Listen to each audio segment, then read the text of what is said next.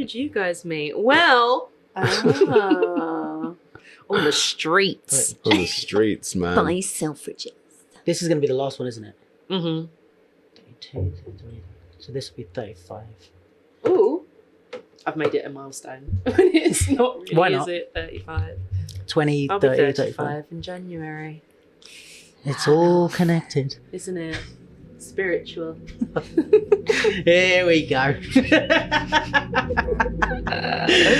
Shall we begin then? Yeah. Yeah. Well, we've already begun. It's been recording. Bloopers.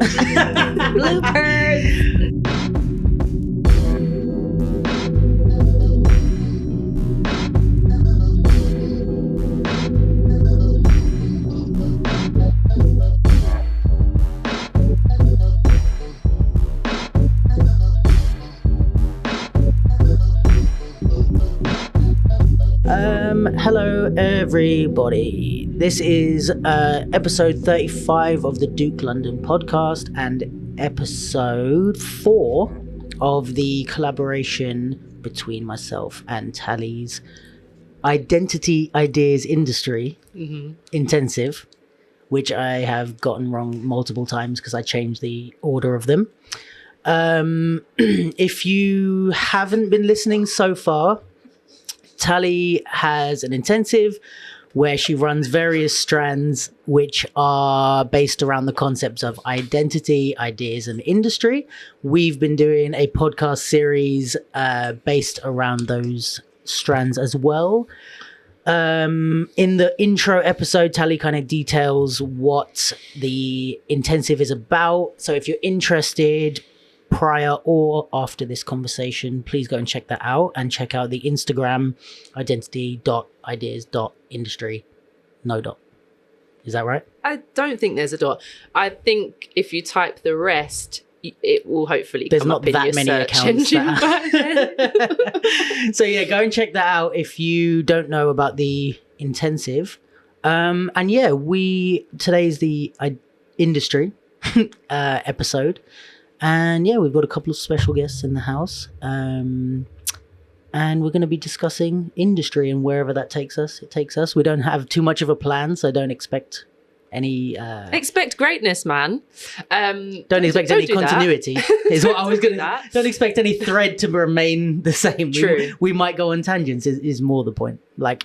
So yeah, do we want to do the guest introduction the same way as last time? Yeah, so let's speak to why these two are here. After you, madame. I enlisted Jay for this on account of being... I think it's really interesting to have been in the same place as people at the same time, like back in the day, and then just to see the differences in the paths that we've taken. And although Jay and I have stayed aligned and connected throughout, it's just the journey from Gymkhana in Seven Kings with Boy Blue to creative with Black Skull, etc., that I think is a really interesting perspective to have. And his maintaining his connection to what's current and who's about, I think is quite a unique standpoint as a commercial. Not that you are just a commercial creative, but you know what I mean. It's easy to lose touch there, and I don't think that Jay has. And so I think it would be really useful to hear his words on things. And he's just always had his eye on the prize, and I think that that's a really admirable thing. And I'm going to stop talking up the things now, but love you, mate. And yeah, Carrie was my choice, although definitely wasn't hard to convince anyone to have her on. But I think for me, it was more a case because I don't necessarily think of when I think of industry, I don't think of myself as too much of someone that's like, oh, I know who's who and I know the how it all works. But I thought of my personal, like, who would I go to? What's that list look like of who would I go to for advice or direction on the industry in different ways? And also, I just thought it would be nice to speak to someone that I haven't spoken to in a while, because it's been nice to, I know I've learned a lot from the people in my direct circle, Tali included, and I would hope that I've given some stuff back to them. But in a way, it's kind of like, I feel like, say if I was to talk about the industry with just Tali, I would think that we already kind of know what each other thinks about a lot of things. There might be a few bits and pieces that you hadn't told me or that I hadn't expressed my opinion on, but there's a lot of it is crossover, I feel like, or stuff that we've discussed. Whereas I haven't spoken to Carrie on an extended way for a long time. So I feel like there's a lot more new ground or new opinions that I haven't heard, or things that I would want, that I've learned over the last however many years, that I would want your take on, or something like that. So it's a bit of the respect and a bit of the like personal connection and a bit of the absence of you in my life. Oh, why I chose you. But yeah, I don't know if you guys want to give a little kind of breakdown of who you are, however you perceive that, or your kind of how you perceive your relevance to the conversation, I guess. Okay. Who's going first? You can go first. Straight away, Jay. So yeah, obviously I'm Carrie Ann.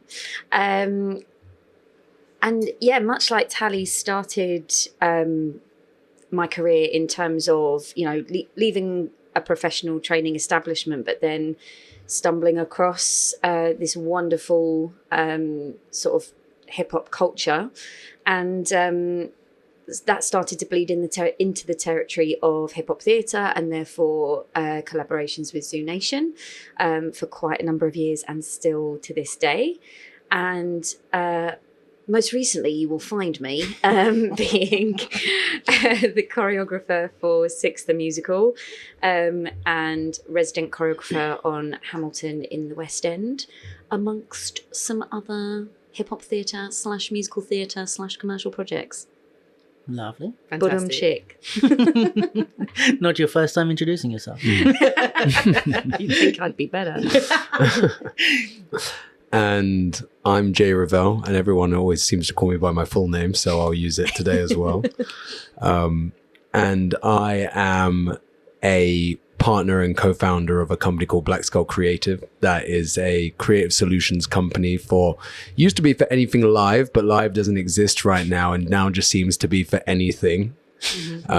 Anything we can offer our kind of know-how to. And I would like to say that I'm probably a multidisciplinary artist now, because my job roles have said so. So I am a creative director, a choreographer, I am a producer, I am a set designer, I am a multitude of different things that I can come up with as a job title. I think dad is probably the one that's like really killing it at the moment during lockdown. Creative dad services. And yeah, just an avid lover of the arts and all things creative, and where creativity lives, which I think is a lot broader than some people often think. Yeah, I think it would have been years ago that you said this, and I don't even know where it would have been. I think we did a HDI industry thing, maybe, but you just spoke on just looking at credits and like looking at who made the things that you're watching past just the dancers and the choreographer, just like widen the scope. That? Yeah, I think say so. a lot of stuff, man. I think you did. You know what? It sounds like something I'd say. I just usually remember the stuff that I say. You might have even said it in passing, but I definitely remembered it, and because it was just such a simple thing that a lot of people then, anyway, I think it's changing now. Yeah. Because, you know, they've got like access to it all now, and people are putting credits right in front of people. I don't think it's necessarily people are actually getting smarter. I think they're being force fed that information, and they're getting access to a lot of creative people who are creative in how that they've obtained the information that they learn. And they're being free with how they're giving that to people. And people are just kind of like taking that rhetoric and moving with it. It's the same with like all these books, these self-help books and stuff like that. Like all of the basics that a lot of these people kept coming up to me with, I'm putting this in the universe, I'm doing this. I was like, this isn't new. I kind of like I didn't even know that was like a theory, like a theoretical thing that someone had to teach you from a book. Like I feel like that's just kind of common sense.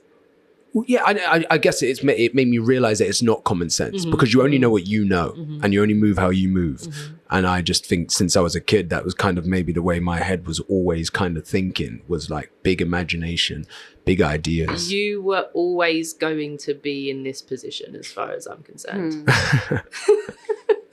Like you just were. Yeah, that's that. But that's cool. Yeah. Because I don't think I knew, if I'm honest. I knew I had a thirst for being, you know what, it's really weird, the things that like I realize actually drive me. Like a lot of people say, you know, I'm driven by success or whatever, or have these conversations with me. And I always put it back to like Fresh Prince. I've always got an analogy for something. And I always remember watching Fresh Prince. I used to love Fresh Prince, like over My Wife and Kids. You know, everyone has that debate now, like which one was better. It's like Fresh Prince, like there wouldn't have been a My Wife and Kids to me if there wasn't a Fresh Prince.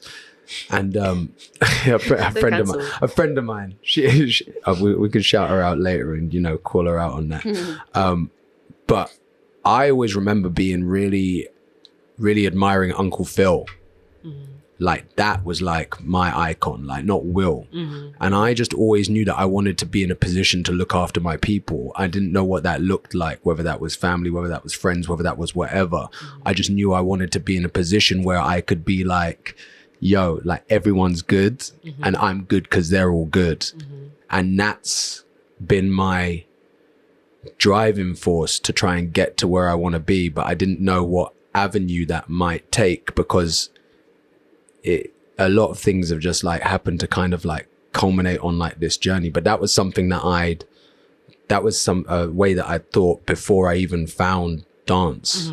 So I think everything else is just kind of like my love for the other things influenced where I ended up going to. But that was kind of like, that's definitely the thing behind the driving force for my energy towards whatever I pursue. I wonder at what point both of you, because I don't know anyone that starts dancing to make it a career. It does start as hobby, it seems. And I wonder at what point that shifted. Like, were you working a little bit and it's like, right, I'm going to do this? Or was it when you started training, it's like, okay, I'm really loving this. This is going to be my job. Like, how did that come about? I think for me, it did possibly happen earlier because like I think I would have had the typical British upbringing in dance. So it's like... Jazz, tap, modern. Yeah, ballet first, please. So I started baby ballet at like 2.5, and then pretty much within a couple of years was like doing ballet, doing tap, doing modern, doing the shows, doing the festivals, doing the exams. And do you know where I think the change hits? And it's, I know it myself, but also from teaching a lot, I think it's that teenager level when other distractions come in. And are you going to be distracted by the socializing? Obviously not right now. The, you know, possibly other interests that come in, whether that's sports or, you know, other educational platforms. And for me, it was like dance was the rock through and through and through. So if I was going up there 7 times a week as a teenager, I was pretty much like, this is going to be what I do. But I think, like Joe was saying, like now everything is so easily accessible, whereas back then it wasn't.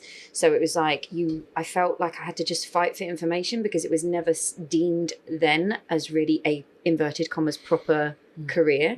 So the finding out about colleges, you know, sending away for, you know, paperwork, brochures, prospectus, like, and having a bunch of people, bless them, at my school that had no idea about what I wanted to do. So fill out your UCAS form. I don't want to go to uni, but fill out your UCAS form. But I don't want to go to uni. I want to go to a stage school, a performing arts college. So I think the fight was there, and I was adamant I was going to leave Guernsey at 16 until parents were like, no, you're going to do some A-levels and get some backup here, which I am grateful for, because by the time I then went at 19, I was chomping at the bit to be there. But yeah, I think obviously everybody's path is incredibly different, but at first I wondered whether it be acting, but it was evident that like dance was going to be, it was kind of like my only choice. Like nothing else came into into perspective. And I did photography, I did media studies, and all those things still interest me. But it was like, yeah, I'd met my soulmate, really, in terms of career. So don't give me that.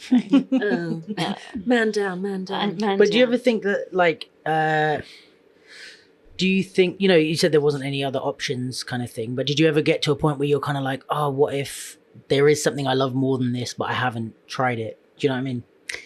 Yeah, no. You never questioned it? Yeah. No, that's a good thing, yeah. It just wasn't. It was the thing, it was the place I felt accepted. It was the place I felt at home. It was the place I felt like I could flourish. It made me feel good, and it was hard, but it always made me feel good.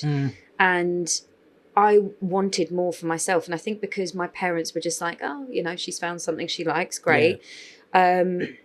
I mean, they were obviously, it was great that they were able to sort of support me financially in taking me to class and doing all those things, but they were never behind me going, you must do this as a career, you must whatever. And I think that only made me want it more, because the only push was coming from me, not anybody else. Yeah, I think that's really, like, even if you want something as much as the people pushing you, that push makes you feel like, no, but I want to, you know, it's better when it just comes from you, because then it's like, I've made this investment, I want to do it, I guess. Not that I'm the one asking the questions, but do you think you're welcome to.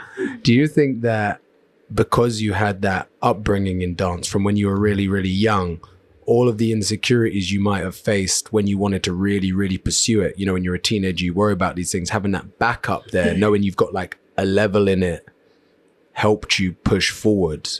Do you know what I mean? Because I think it's a good question. I think it's more the fact that it was one of the only things I knew. But because on Guernsey, we were given as much as we could be given, but we are a tiny little island away from the mainland. So when I started coming over to either audition / take class, it was a whole new world. Don't you dare close your eyes. I'm not going to continue this because you've got a better singing voice than me. Sing off. That's right, man. The podcast has changed. Tangent one. Yes. Sorry. Yeah, no. But yeah, there was a lot to learn. Like, I remember going to an audition at Lipper, and it was the first one I'd been to. I had no idea what to expect. And my mum was like, well, let's get you a nice leotard. You know, get a really nice leotard so you feel really... That's not how my mum speaks. Guys, I was like, I wanted a turquoise one because that was my favourite colour. Very important. Very important. When I tell you, when it came, it was supposed to have like this silver kind of like S-bend through it. I looked like I was wearing an 80-year-old's bathing suit. It was low cut. It was thick straps.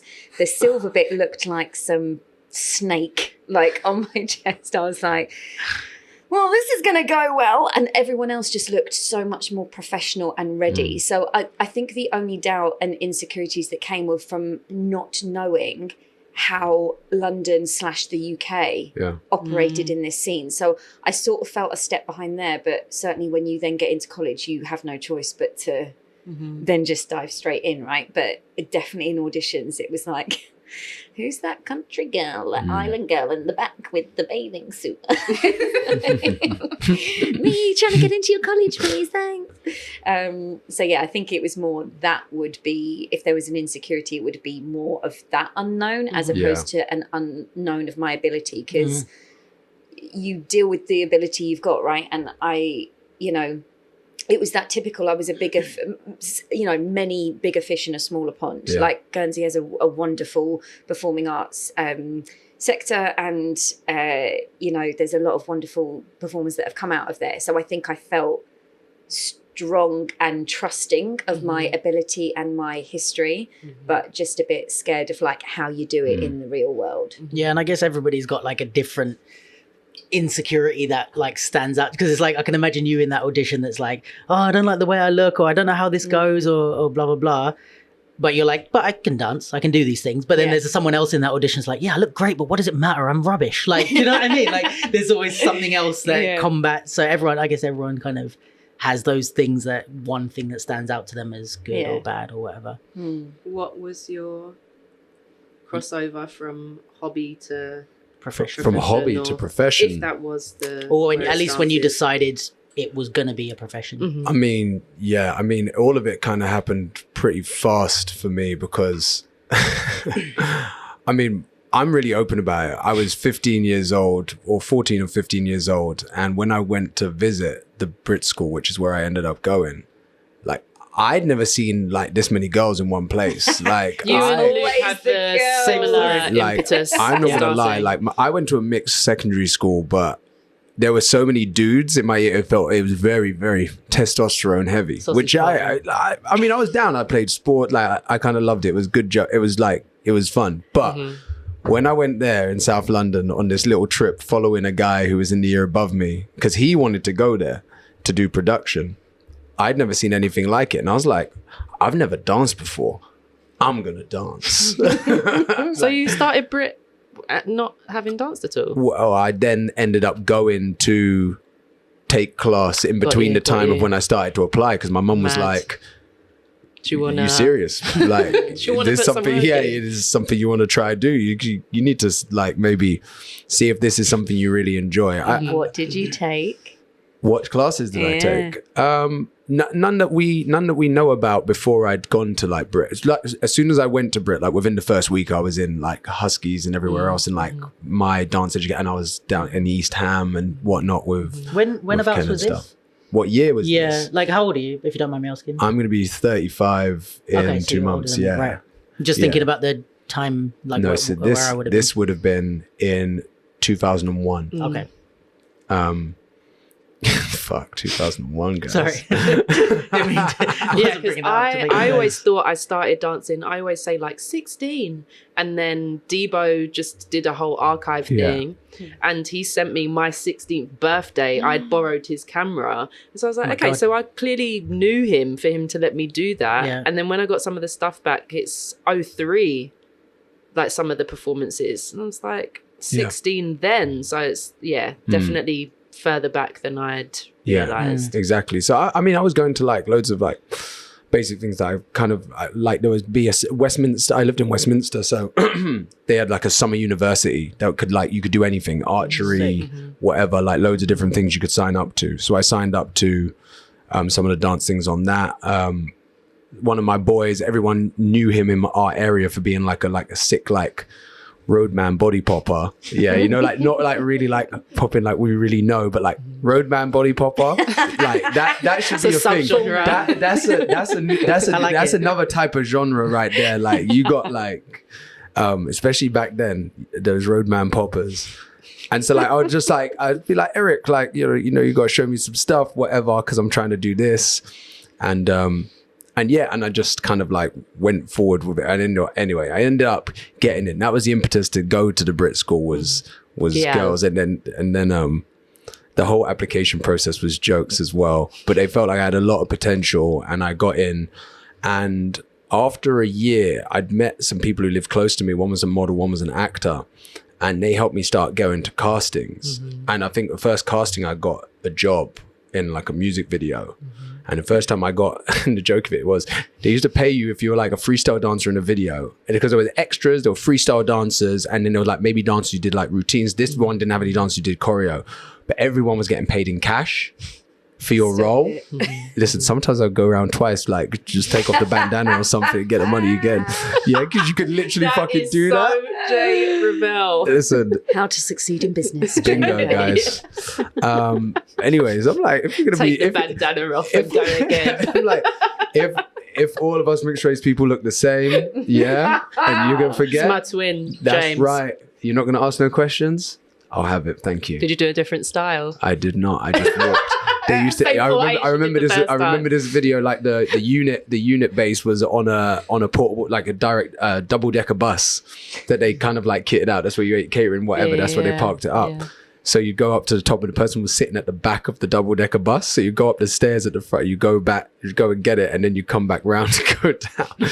Anyways, when I got my first paycheck in dance, I realized, like, oh, okay, like this is something that I can pursue professionally. Like, even though it was a small amount of money relative to like what we think of now or what people's day rate should be now. For doing one bit of what I felt like was really easy to me kind of stuff, you know, that was fun. I was like, oh snap, yeah, Like, you can do this. And I had no understanding of the industry whatsoever in the way that I do now. When I first started, I didn't even know, even though I'd been to see musicals, I didn't put two and two together, that musicals and dance, like, you could dance to them be in a musical. Like, I didn't even put that together. I literally put together music videos. Like, in my head was the only thing. And I'd been to see concerts too, and I just, like, as a kid wasn't putting two and two together. So music videos were the only inspirational avenue that I knew that dance existed in, like, that I thought dance existed in, that I could, like, latch onto. And I think just after that moment, I'm a pretty fast learner. I'm pretty snappy. And once I realized that something is, like, Viable. there's a potential here with something, Like, then crack the code kind of thing.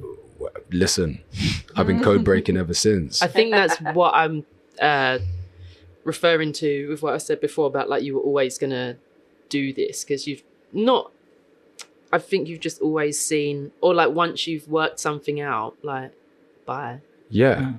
Like, it's the same with, like, learning how to dance. Once I learned how to learn, Right. I learned it wasn't even how I learned how to learn. Once I learned how to accept failing, I learned how to learn, like, fast. Like, and that experience of being on a job around people that were, like, that good, like, seeing what they had in their arsenal, like, then I also knew what I was working towards, like, trying to get for myself. Specific job that you're thinking of?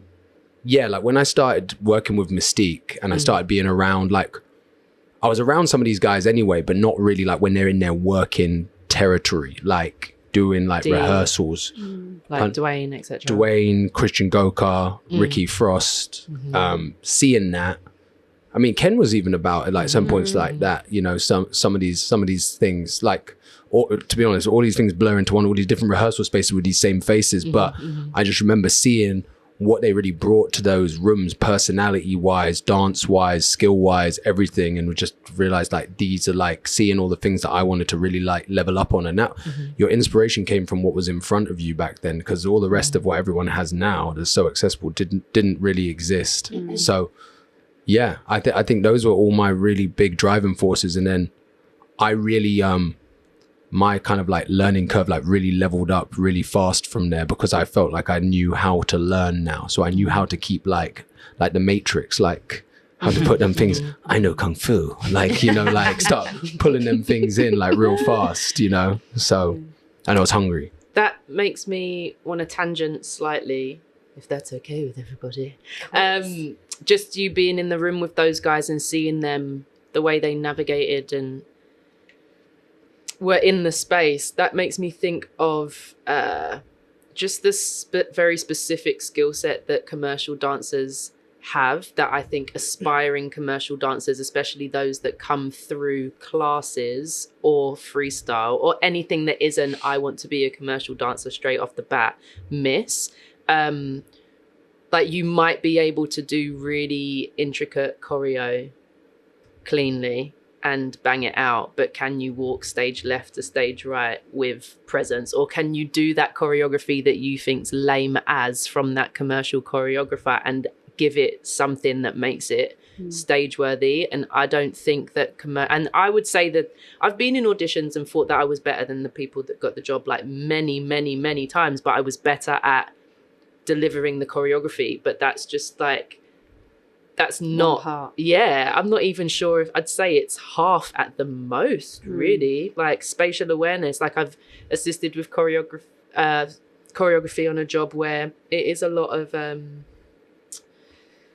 freestylers, or it's just not commercial dancers, and, you know, we're rehearsing in a small room and then you get to a big stage and it is just the most disorientating thing for them, and it's not as easy as, right, pillar there, or, like, there's the aisle, or there's that like, they just don't have that. And I think that commercial dancers don't always get the shine that they should. They do, obviously, in terms of you're on the telly, you're on the stage, you've got the credits, but in terms of the skill set that goes with it, I think there's many other reasons why a lot of the commercial dancers, even the ones that I used to not rate for whatever reasons I wasn't rating them, don't get the props that they should get. there's not always opportunity for them to show off the skills that they have that some people definitely cannot do. Like how many tap jobs have there been? But I know that in those rooms with some of those commercial dancers, the sickest tappers, the sickest jazz dancers, the sickest, and you see when they're really in their bag, like how they boss it, like, and there's a whole lot, like, if I'm honest, the hate for commercial dancers didn't come from people from jazz backgrounds, ballet backgrounds, tap backgrounds. It came from hip hop dancers who felt like they were better than everyone, but sometimes not seeing the other sides of the fence or respecting these other sides of the fence. And I don't know, I've come into like dance as a thing, which is why I still love it. I love dance. So I love seeing someone when they're really in their bag, because there's a place for all of those things, which is why the arts is so amazing. But and riffing off of that, because I think it's, you know, from the years I've taught, there's been so many people that, you know, what do you want to do? I want to get into commercial dance. I want to be a commercial dancer. I want to do it. And I'm like, why? And what is commercial dance? So, you know, why are you dancing in the first place, period? But what is commercial dance? It's like, well, you know, like they say, doing some choreography. And I'm like, but who's your choreographer? So, you know, if you get Aaron Sillis as your contemporary up to point, if you get Kenrick as your hip hop up to point, if you get like an old school choreo, Beth, are you clean? Are those shapes like really, really, have you got that clarity from jazz? It's like, I feel that, like you say, maybe there's quite a strong focus on picking up choreography and getting it clean. Of course, you've got to be able to work as a company dancer, but if you have those freestyle moments, can you look down a camera without being cross-eyed? I always remember Frank Gatson talking about people lurking. That word stuck with me, what did he mean by that? Because we were basically working on a Cheryl Cole TV special. Yeah, and we went back to the dressing room. He was one of the first people I saw like really like made people like really analyze like what you've just done. Like look at your rehearsal. Don't just go leave it out there and just be like boom. He would get the rehearsal footage, brought it into the dressing room, have us all around there watching it, and he'll pause it and be like that mistake, that whatever. But then like in the moments of silence where you've just kind of got to make a picture look good and know how it looks on camera, and you just like one of the dancers, I can't remember who it was. I wish I could. He was just like, look at you're lurking. You look like a lurker, like you're lurking. Like he wasn't supposed to be there. It's just a bit gormless, just a bit like unavailable, a bit like no purpose, like no intention. Really...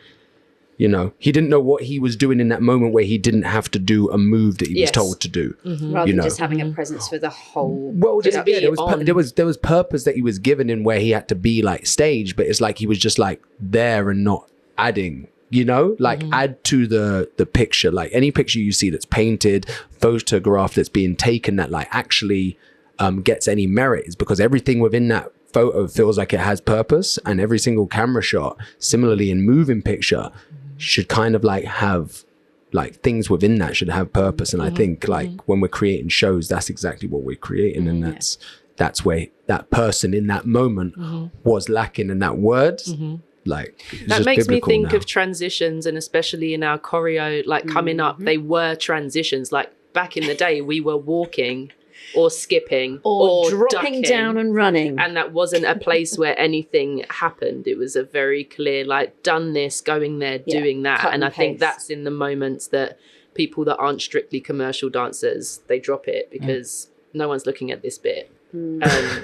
Someone's always looking. Absolutely. You better drop and roll. Yeah, I'm inspired by transitions. I always was. That was like one of the first things creating that I thought was like super interesting. Like, how do we make transitions interesting? Coming from the background of like the drop your head, drop your arms, bend your knees, and you better haul ass. It's so jokes that you just like drop and run like that. There's, and I don't know, like halfway down the stage is like an invisibility cloak. And like if you go below it, no one will see you. It's like we can see everybody.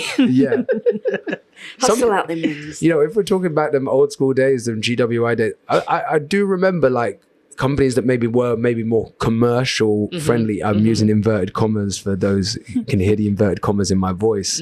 Dance to Excess, Kimmy and Cisco were really great about. I used to thinking about the transitions between things and not doing what other people did for those, because you'd have like 8 dance companies come up and do the same arms down, run down, and they would do. I thought they were the pioneers of the arms down and But run. I think they might have done it, but they might have moved on when everyone else was doing it. Right. I remember seeing that it definitely wasn't part of some of the things that I'd seen. I remember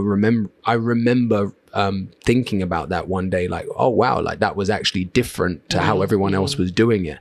And that might just be because of moving on from seeing that, like just being that openness and aware to doing it. But coming back to what even you said about commercial, and when you were talking about different choreographers you might work with, like to me commercials like pop music, like it's in the not. fact that Do you think it's a style? no, Sorry to cut you. no, because I don't think pop music's a style. I think pop music is like A classification. It's about the audience. It's Do you know the what medium, I mean? isn't It's it? it's about the audience, like how many people are receiving it and making it popular and making it be the thing. Because I tell you something, I don't know, half these cats who are like commercial dancers, like really like bankrolling that as like their thing or their style, like those people can't show up and work for me. And I work, like my work is commercial because of the space it exists in. Like every single thing that I do is like really, really different, but it exists in that commercial space. But those commercial cats can't come in the room and like really fuck with my shit. Like because what I look for in terms of them as a dancer and them as a human being lies far beyond you kind of like resonating with like that as a style, which is kind of like a style, like for some people that's made up of so many other things. I need to know if you're in on my idea for what I'm doing right now, like beyond any of those things. So I just think yeah.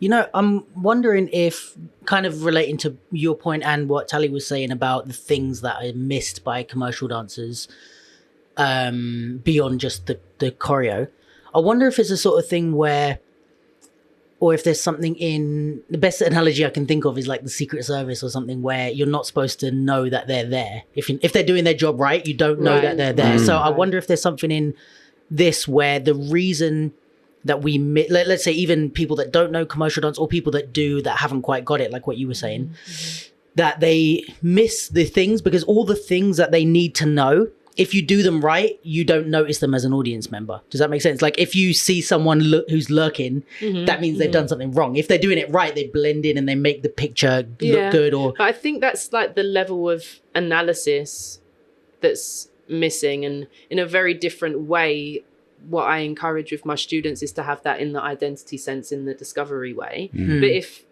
you're choosing to pursue something, you have to read between the lines and look at the person that's doing the best in the scene and like, but what is it about that makes them that way? And to go how good they are as a dancer, like that can't be the thought. I don't know. I just think that is a little bit narrow-minded to see that and think, oh, that's why. And I do get that they are the little things and that it's kind of, not if you know, you know, but in entering commercial space or even being aware of the components that make it commercial and not necessarily about the person. So there are cameras. It is a bigger stage. A heel, a bare chest. Because I know with guys, like heels change it physically straight away for anyone wearing them, but similarly I've been in auditions and then the guys have to take off their tops and some just like blank out because it's so odd because it's not anything extra. I mean it is the taking away of something, but it changes your swag. I've obviously been in many auditions where it was like that for me, but it's so weird because I can't wear a tight top and like a workout top and feel like I can dance. Like this is workout mode, but I can be in my bag without a shirt on or with something back. That we know. No, but I don't know what it is like, because I see some dancers, like I always ask Kieran Daly Ward, like come to rehearsal like in his workout, like the tight Under Armour top. I'm like, we've all got our I'm things, like, how? Like for me, it's like if I ain't doing burpees, I can't do nothing with that on, bro. Like I can't do anything. And he's like, it's like being bare chested. I'm like, but it's not.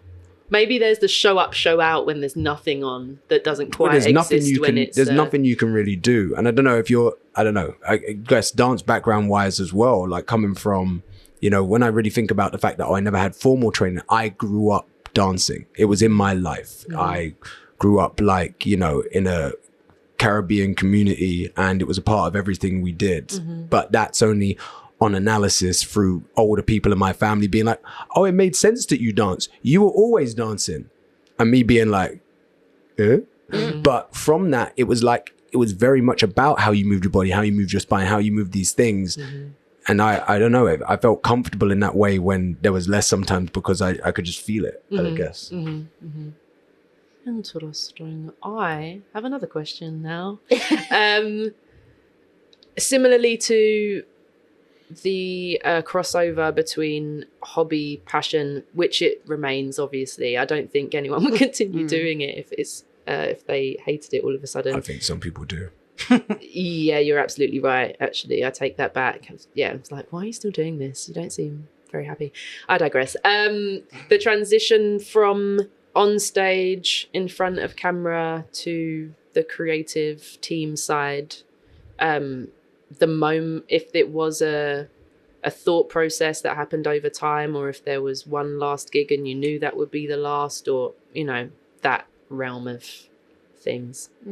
I think I get this question quite often, and I think it, not to say that it's not a good question, Jenny. That's fine. It's very possible that it's rubbish. But it's for me, again, going back to that typical, what I would consider British sort of upbringing in dance, choreography was just, I didn't, again, know it was called choreography. I just knew I liked to make things and be creative.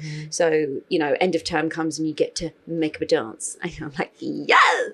Everyone else is like running to the back of the studio. It's like, I'll do it. I'll take it from here, guys. Yeah, everybody, Sarah to the right.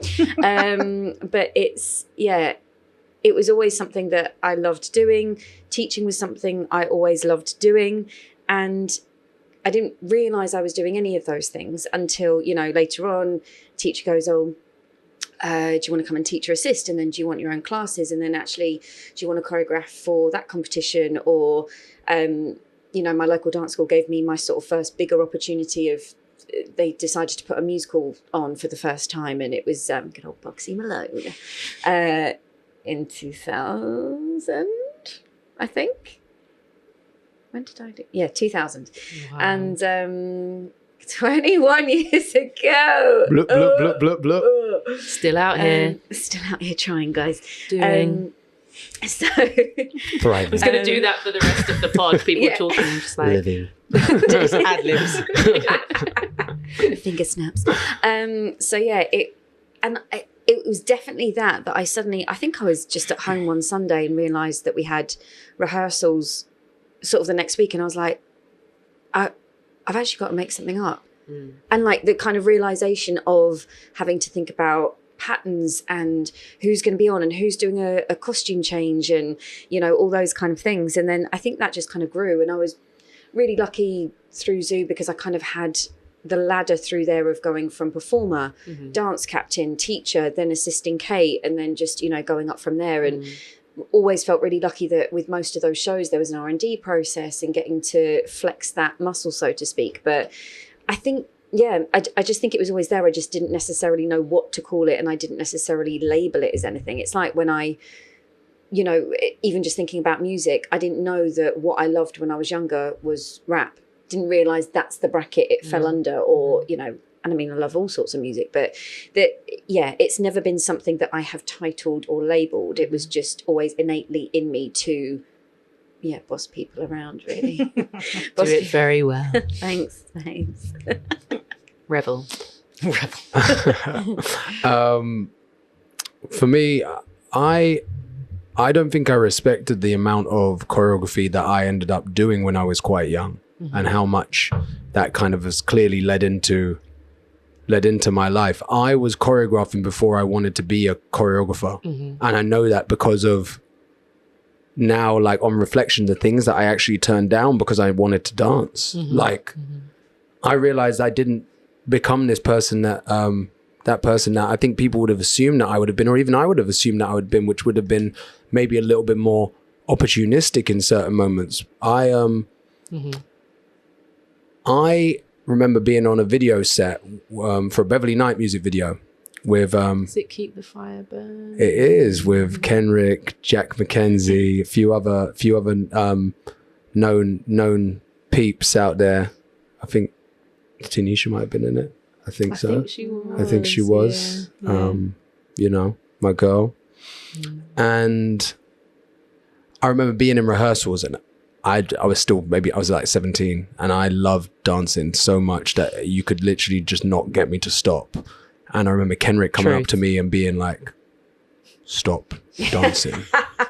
Because the choreography we were working with, and now I actually appreciate this energy more, like for someone to be inspired by what the dancers they have in the room are doing. But I think at that point in time there was this big thing, or maybe with that person, that they felt like, oh, if the dancers in the room are doing something, like that choreographer is going to take specifically what that dancer is doing, like those eights that they were freestyling, and use that as their choreo. And obviously, and Kenrick was basically trying to warn me of that in that moment. But I realized, like, I just love like creating. And then we had a class Huskies on a Tuesday that like we inherited from like a dance company called Plague, who I still believe are probably the best street dance crew that ever kind of like existed. Shout outs to like Mukhtar for sure. For being great, and we inherit this Tuesday class that evolved, and some of the members from Plague, we all taught. We, who are you?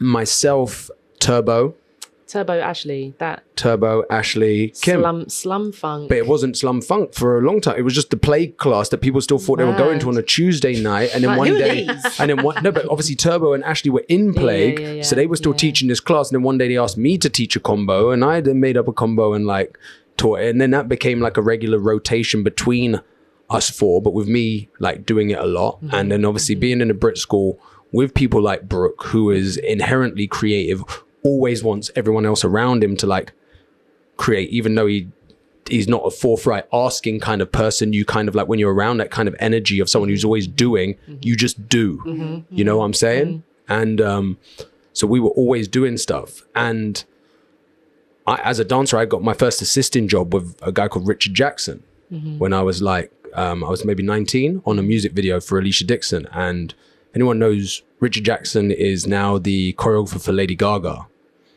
And, and this is long before Lady Gaga was like doing bits. So you just don't know where people are going to end up. And I got asked to work with him and be his assistant, and I did. And then he went back to America and like gave no flying fucks about that project anymore, and they didn't know who to call, so then they were calling me. So then I'm having to choreograph like all these numbers for her show, and also like pick dancers.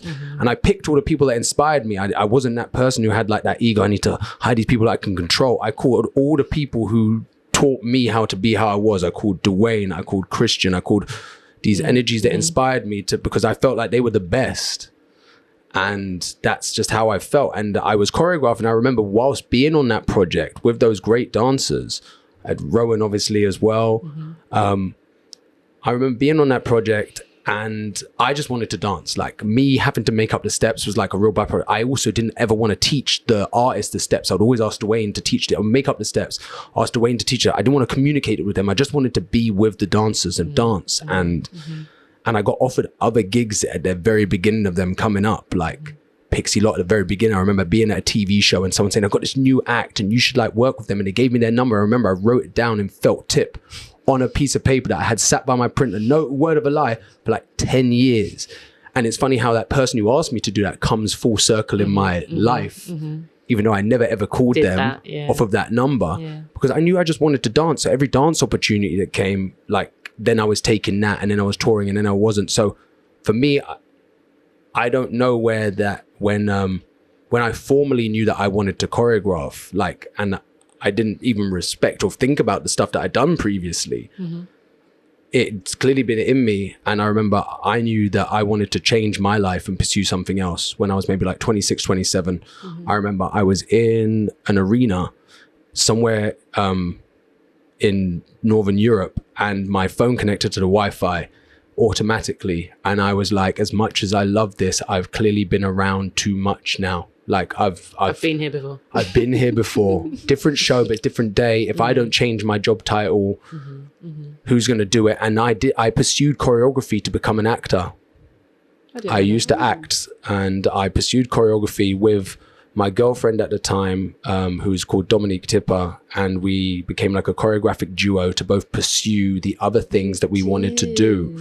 She wanted to pursue her music. I wanted to pursue acting. Funnily enough, she is now a actress in multiple things, and really, from what I hear, I haven't spoken to her in a while, but what I hear is really like in that world now, producing, doing bits, like is really part of that that conversation in a big way. And I really realized how much dance was a big driving force for me, because it's why I loved and stayed in choreography. And even now when I choreograph, I realize my being in the game is because I love dance. I didn't realize how much I love dance. Like, it's crazy. And that was me wanting to become a choreographer in the longest form sense of me explaining that. But I have never said all that stuff before. But I don't think I've even thought about half that stuff. Exactly, I was going to say that. Like, it might be a long listen, but people are going to do it. But you can fast forward, no ads. But I said this to Glenn in the identity one, that there's just, we could talk at this level whenever we want, like we're connected in that way, but just to have the excuse and like permission to do it, you just do find yourself saying things and thinking things like, oh, just never really, like, it's fact. Just so everyone knows, you can't actually talk to Tali on this level very often. She's allergic to the phone, and unless you are dying in a ditch, which you wouldn't know because you didn't answer the phone. She would not know, guys. I love Jay is the first dancer I met. We didn't dance when we met. I know Jay well enough to know that phone calls aren't short.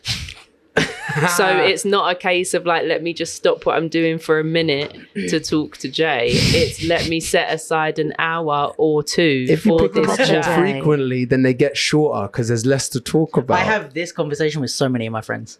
I'm usually you. It's very rare, but it's not like I don't answer the phone so I get a WhatsApp message about the thing that it's about. So it's not urgent. Let's not do this. Let's not do this. I have a question for you guys. I wanted you to answer that one, but go on. Which question? The dancer, performer, maker, creative. I think mine came from more of a place of like failure in a way, for want of a better phrase, but like in the sense that for a minute, which is where me and Carrie, like, I guess our paths crossed, but where I was like, I want to be a commercial dancer. I was probably one of those people, to be honest, that was like, I want to be a commercial dancer. And you were. Yeah, and you were probably like, for what are you even talking about? And I was like, I just want to do it. And then I think pretty quickly, I did all the things I was supposed to do for it. Like, I went to all the classes, I enrolled in college and stuff, and I was around the people that were like Sammy and people that were clearly on the path to success. And I think maybe half a meter down the road, I was like, I don't want to do this. Not that I didn't want to dance, but all these things that I think you were saying about, you know, what we were talking about earlier about the secret society stuff. About the stuff that you miss as a casual observer, and you realize as you get into this world of all the things that are important to do. I realized that wasn't where my love lied or my passion lay, if that makes sense. Like, I didn't find any joy in those things. Or, you know what you're saying, like, you have to be able to like do the choreo of the choreography you hate or something like that. Like, I was just like, no, why would I ever do that? I don't want to. Not that, you know, I don't agree with that, but for me, I was like, I just don't enjoy this. So I think from there, I went on such a winding path, and like, I've been around, let's say, like the dance scene for 14 or something years, but I wouldn't even say, I didn't make a full-time living off my creativity until like 3 years ago. And like, I had a year when I was at the center, I was only dancing. So I made a little bit of money, like Toy Box heyday. I made a little bit of money from teaching and stuff. Shout out Toy Box back in the day. But besides that, I've never really gone full time. And I had such a winding path of like, I left the center and then I was working like a normal job, and I thought I wanted to be like just a battler. Then I realized there was no fucking money in battles. And then I was like, what am I doing with my life? Then I went to uni and I was going to do events. So I was like all over the place. And I think, you know, it's the thing of like, I don't have any regrets because I wouldn't be me if I hadn't gone through that journey, and I'm quite happy with who I turned out to be. But like, I think you should be. Oh, thanks, mate. But I think that transition between, because obviously I don't now just dance, like I do like photography, video, all sorts of different shit which I love doing, and I love that differentiation in my practice. But I think that came from, right, well, I can't, like, if I had succeeded and just got signed to an agency and I was working, I probably would have just stayed on that path and to varying levels of happiness. But I think through, like, I don't think you would have, No? No, I think and I'm not saying that as in because you wouldn't have been successful. Right. I mean, there was always something different about you in a way that you always wanted something different. You were never going to follow that path because that path didn't suit Luke. Yeah. In all the best ways. Yeah. Do you know what I mean? It was a weird, like, I didn't know where I was going or what. And for a long time, I felt really like unhappy and lost, and like I'm failing where everyone else, especially like I was on such a parallel path to someone like Sammy when we met in like back in 2007. We both had so many conversations about, yeah, we're both going to do this, and like we're both going to be in this same place. And I always say this about Sammy. What's mad is like Grover. Yeah, Sammy Grover. Like where she's ended up. And I can like vouch for this because I knew her when she was like 17 or something, is like exactly where she said she'd always end up. Every time I see her stuff, like it actually makes me so happy because I'm like, I remember these conversations from when we were just nobody really. And she was just starting out and she was like, oh, I'm going to do this. It's like almost word for word. She's like made it where she said she was going to. And I see like I was on that kind of parallel path. And then it was just like, yeah, it didn't, yeah, for whatever reason, didn't feel like the right one. But I think for me, it came from a case of like, right, well, I've got to make some shit happen. So like along the way, it was like, right, well, now I've learned a bit of like from my days of like doing like 5 or 6 classes a week or whatever, I was like, right, I've got a bit of grounding in picking up choreography. So when I went into the battle scene, I could perform and pick up choreography better than most of the battlers, especially back in like 2008 or whatever. Then I gained like freestyle skills there. So then when I went into, let's say, like doing other things, I was like, right, I've got a bit of choreography and a bit of battle freestyle experience. So I have a bit of expertise in these styles and I can pick up and do choreo. So then if I go into a theatre show, I'm now useful a bit more than someone that just studied that and blah, blah, blah. And then it was like, right, well, I'm not making any fucking money. Let's start a new... Arriving back at that. Yeah, and just like, okay, well, now I'm going to go... All these like mistakes ended up adding to who I am, basically. So it's like, okay, I went to uni and studied events, which was useless in terms of becoming a full-time event manager, but now I have a bit of experience in running events, and that's all logistics and project management, which is this or anything else I do. Even running a dance company, it's stuff that I learned from uni. Then photography, video, it all comes to create who I am now, if that makes sense. So I think it was more from a case of like, well, that didn't work, fuck it, move on. That didn't work, fuck it, move on. And like now looking back and in my old age, like Let's not do that. No, but compared to like when you're young and 18 and you're like, I'm going to take over the world. Now I'm looking back and I'm like, all these things that I thought were failures are what makes me unique and what is giving me the ability to do what no one else can do, and not in a way like that I think I'm better, but I can. Just a combination of the things. Yeah, I feel confident now that I can carve out a space that no one else can carve out because of all these mistakes, and they're not really mistakes because I learned shit through all of these endeavors, I guess. So to answer your question, I went long as well. No, it's all good, but they're not mistakes, man. Yeah. And it's crazy, like some of the stuff you're saying, the things that. Okay, so because commercial scene and commercial people has been coming up a lot in the conversation, I guess being about industry. I look at industry, when I think of industry, I don't think about the industry, I think about industry, like your own industry, making like your work that you do. But we're talking about commercial stuff, and those people, myself being one of those people who could have worked on jobs where you're making choreography you don't like look good. It's all about what people are actually driven by. And I learned quite early on that all the best commercial dancers were always the most interesting humans. They were the most interesting human beings, had the most interesting lives outside of dance, interesting conversations, interesting things going on. They were interesting people, and that's what they brought to the stage. And that's what they brought when they just had to stand on the stage. And they tapped that. You know what I'm saying? They tapped into that. And I realized for myself also equally what inspired me was sometimes I love dance, and I would always fulfill my dancing boots by just moving and doing whatever I wanted to do. Doing someone else's choreography wasn't going to make me depressed because I enjoyed the process of being in the room with those people. And I think like when I really think about some of the jokes, things that I've been a part of or been on or whatever, like, I'd never been in something that I found like embarrassing. I don't think I got hired on those kind of things, if I'm honest, that were like cornball stuff. Like I've been dressed as a cigarette dancing in a ashtray Best with grey thing tights, ever. like That's as wild. the Ash with The video is Ema wonderful. and Nicole Bonzi, and that is obviously not an accolade that's at like the top of my CV. And the show that it was a part of didn't even get recommissioned, but I had the most fun.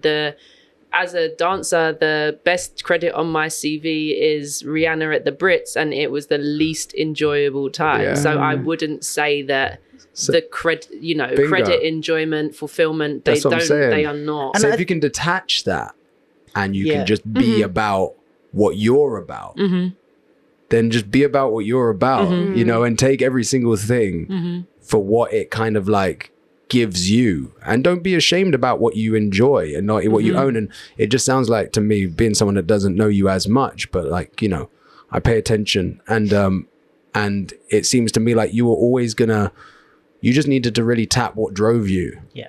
you know, because of it just like, put my sounds to me finger like on you were, it. yeah, it just sounds to me like you were allowing yourself to be driven by, because I also say the most successful and the coolest, or inverted commas again, coolest commercial dancers who maybe actually weren't commercial dancers, they just worked in the commercial realm. Yeah, in America, in the UK, all of that kind of stuff.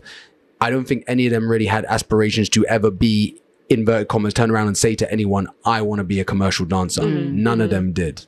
I never had those words come out of my mouth. In fact, for a little while with my assistants, I banned the word commercial in rehearsals. Understandable. Because I was never really trying to fuck with like what I considered to be what people who tried to bottle up didn't wanna commercial associate with stuff. them. No, Yeah. you know, like people who tried to bottle up what commercial was. It's Right, like right. if I'm drawing from, if we're doing a tap number today, like we're going to go to some deep references within that Yeah, and yeah. within rhythmic movement in general. Like, you know, so yeah, the show might end up being on like, you know, telly, but it's like the driving force was never. Yeah. I've thought being this commercial. with regards to, you know, the commercial classes that exist. And there's every possibility that this may seem shady, but I don't care. Stupid breeding stupid. But just in terms of, fair enough, they're busy classes and there's the possibility of getting that footage and that exposure in that way. But to learn commercial skills from people that don't work as choreographers in the commercial. So, Listen, when I this say is a thing commercial all the way industry, around. commercial choreographers, commercial dancers, I'm just using it as a term because we recognize it, whether or not we think it's a positive thing. I don't mean it to be reductive, but it's just to get the conversation going. But I thought in the height, in inverted commas, we're doing that a lot today, of my time with Aaron, it blew my mind that people that would tell me that they wanted to work for him, for us, weren't at my class. Because it wasn't a commercial class. But it's like, I'm as close as you're getting to him as someone that isn't about like that. And you're not here. I don't mind that you're not here. We're having a great time. But it just seems short-sighted. But I'd see you in commercial classes. But how about the people who say they want to work for a certain choreographer and then don't go to that choreographer's class? Yeah. Like, that's jokes. I think there's a lot Like, of that's like really jokes.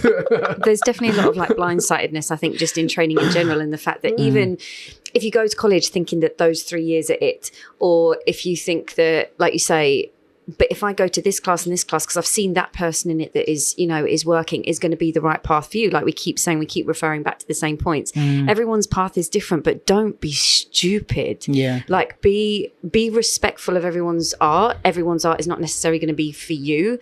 I knew from like fairly early on that dancing behind an artist wasn't going to give me at that point in my life as much enjoyment or as much challenge as maybe a hip hop theatre show would. I'm not saying that will always remain the case. It's just something I recognise then. But like you say, it's I use this term a lot, but add to your toolbox like wisely. Like, yes, you're not going to necessarily become a house freestyler, but is going to some house class going to be useful to you to recognise and appreciate a genre where you might then come across a choreographer who is going to use that in their work. And obviously that can apply all across the board. Obviously class costs money, but you know, Which do you people have to go don't to that seem commercial to class mind 7 times? spending, Yeah, but spend exactly. it wisely. Wisely. And I think it's like, what do you want? I am now, but I wouldn't say I was a goal-oriented person. I was just doing what I wanted, for better or for worse. But I speak to people sometimes and they tell me what they want. but what they're doing doesn't align with that at all. Like I was at HDI one year and I spoke to a dancer, a creative that wanted to choreograph more. And I was like, why are you here? Like, this ain't cheap. Like, you're just here like banging out. You're telling me that, but that seems odd. And like, if you just want to come and train and sweat and stuff, but I don't know. It just felt odd to me. And you might be better off just asking Josh if you can just come and be in the room and see, you know, just watch the stuff that they're making. It was just, I don't know. I think it's also, this is something I've been thinking about a lot, is that there's definitely like what Jay was saying about like he learned how to learn. Like there's a way to learn, and there's also a way to, in the same way, like there's a way to achieve your goals, which isn't necessarily the path that's presented to you. Because if you look at a class schedule, it's like, well, where does it say learn to be a choreographer? What time is that class? And it's like, it's not there. So you have to like go as a good learner. And I would guess that a lot of the people that have reached the places that they've reached in a good sense have done so by going outside of the box and around and all these like snakes and ladders kind of situation where, yes, you know, it's like, okay, I can go to this class and just pick up the choreo and leave like is on the schedule, like I'm told to do, pay my however much pounds and then leave. But then the people that succeed are the ones that think outside of that. Oh, maybe I'm going to talk to the teacher and after. Maybe I'm going to ask advice. Business and a career, because I feel like the blending of passion and career, I think maybe shuts down that sense of analysis or considering it as a business. Because I said in our intro podcast about like I read business magazines and like the models for stuff, it's products, so it's not necessarily an intensive, but I can transfer the models and make them make sense to my I brand. And I try to, when I'm looking at things and offers, like as much as I can, I try to think of my brand in those financial terms, just to keep my eye on this is a business. And yeah, it's lo-fi and it needs to be affordable, and it is about serving people and all of that jazz, but I've cracked that I can do that and also make double my assistant rate. So yeah, I'm doing more of these, please. Playing devil's advocate, do you think though that we're still, because I think this is very much the case, brought up to be, obviously we are thankful, grateful people, but you know, thankful and grateful for that job, and still the experience culture, and still the fact that, oh yeah, it's so nice you get to do your passion as a career. And like you say, because those lines are so blurred, people, I don't think it's put enough into people's heads. It's certainly not mine, because I feel like it's only stuff that I'm discovering now about, you know, not worrying about talking about money, thinking about their career path. I hope we can get onto a money part. Yeah. Because for like the main thing that comes into mind, and I think is the easiest to talk to younger dancers about, is return of investment as a business term. Like you said, like how many times are you going to that class? And it doesn't need to necessarily translate. It would be great if it translated into a job, especially if it's a commercial class. I shouldn't be here every week for a year and that not get me on a stage somewhere as a commercial class. That seems like a odd choice. You know what? If people really want that return of investment as well from commercial choreographers, this is just a shout out to any dancers who might be listening. Show those people that could give you those opportunities some love in regards to wanting to learn from them. Because that will get them out of their holes. I think that people are definitely, you know, as much as some of those people are the most humble people I know, that everyone has an element of ego. And I think if they felt like there was a huge amount of support for them to do what they did, not just by like accident, like they're the most confident person, they should come and teach and expect people to come. People don't think like that. So if you showed them love and you really want return on investment, and there are people out there who work a lot and you want to do work with them and they're not teaching classes for you to ever be seen by them, get yourself, get your friends, get your other people who feel the same to show those people love and get them out of that hole so they feel like there is a community for them to teach to who really want to learn from them. Because that might be the thing to get them out there. And then you might really truly see return on investment, because I know that any choreographer with a smart brain would really love new talent. Would pay attention to that for one, and would really love to meet and use new talent that are great people, or you know, all of those kind of things. So I would just say that, because there's a real detachment that you feel like you can only speak to these people about certain things. And even the questions that I get asked sometimes it's good to just be like nice and show love. Like even even with what I do, and I was about to say in my position, but it's like, I don't want to say in my position like I feel like I'm above anyone else. I've just had the experiences that I've had, and there's an assumption on how I perceive my own status because of how other people perceive status in stuff. And I just never really see any problem with saying to someone when I think something is great or something is good, or I want to be around that, or I want to learn from that, or I want to do that, even at this stage in my life, let alone my career. So I just think if there's things that could really actually maybe serve you, and people that could maybe serve you, maybe really show them the love to get what you need out of that. For me, that's something that I think we touched on this in the intro, but about like networking or we spoke about it at some point, but like about people misunderstanding what networking is. And like sometimes it can just be reaching out and being like, I'd love to work with you or this or that, and not having to, I don't know, do it in a different way or wait for them to put on a class. Maybe it's just reaching out and be like, I'd love to learn from you or whatever, and letting them know. That may be more the thing than wanting to work for you, because when you're going to learn from someone, like that's what you go. If you're saying you want to go and work for them, it's like loads of people do because they want to work. You know, you just want to work. You want to get that coin. But I think everything in my life always like is actually, you know, in terms of me realizing who I am as a person, has always come from kind of like retrospect. Like it's always been me being older, looking down, because every single thing, no word of a lie, has been like some sort of like freakish Frankenstein accident, like of coincidences that I've managed to like understand and bottle up. And still even now, I kind of like, I'm understanding the collisions. I'm understanding things way faster because I'm learning my own process of accidental collisions. I'm like a bull in a china shop with how these things happen. And what I realize about networking is like, as much as I can sound pretty serious sometimes, I have a real enthusiasm for life and for people and for human energy. And like that, I think naturally comes across. If you get me in a conversation, no matter who you are, and we're talking about something that is like cool, like it doesn't even have to be interesting to me, just something that's good, like something that's like, is something, and we're both invigorated, you're going to have me there. And I've just been in those situations with people that have ended up being quite important to my journey. And like, that is like freakishly weird. Like, if I'm honest, like, and I would never call it networking. People are like, oh, you're such a good networker. You're talking to that person. You're talking to, I was like, I didn't even know who I was talking to. Rebby's, you know, similarly gifted in that way. Yes. I think I was talking to Ivan about this the other day, that I see it. I mean, generally my frequency is very chilled, and we speak about this in the intro as well, that I might be extremely excited about something, but you might not hear it in my voice. I can always tell when you're excited. Yeah. How?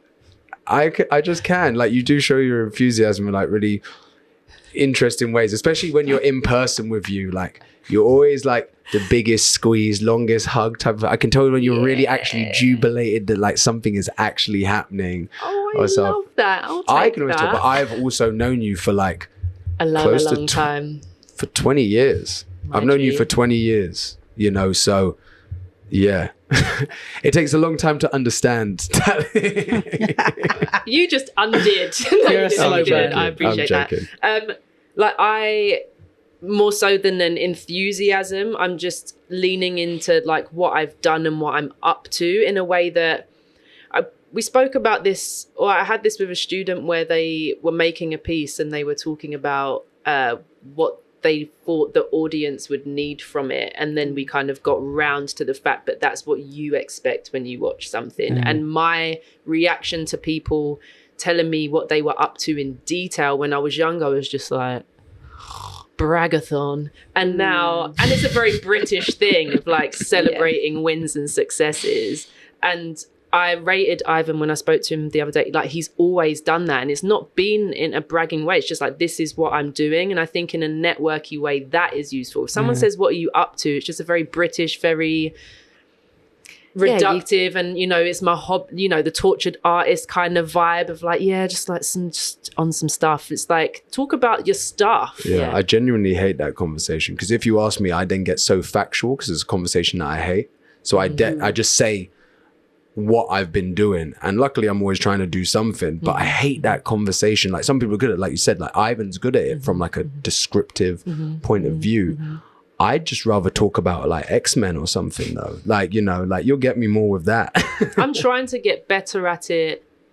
Also for like hearing it back, it feels like it will serve me well to speak about it and like register not the gravity of the things that I'm doing, but to a degree, especially as self-employed, and a lot of the things I'm doing are things that I'm putting the wheels in motion for. Like hearing it back, just like, yeah, man, sick. And a lot with my agency stuff, I will always, or used to always say, yeah, and Zoo stuff's going well, but that could be the difference between having one person teach a workshop for 60 quid and repping 120 plus dancers on a film, and I always reduce it to Zoo stuff. And like when I got really stressed and told my boss that like I don't need the money, take it away, I can't do it anymore, I had to list what that role was on that film. And when I did that, similar to you, Jay, with the producer set designer, I wasn't designing any sets, but it was an agent. There was so much more to it. And I actually want to write a CV, like an old, not an old school CV, but like a non-dance CV, just to put down on paper like what my skills are. Yeah, you is. should.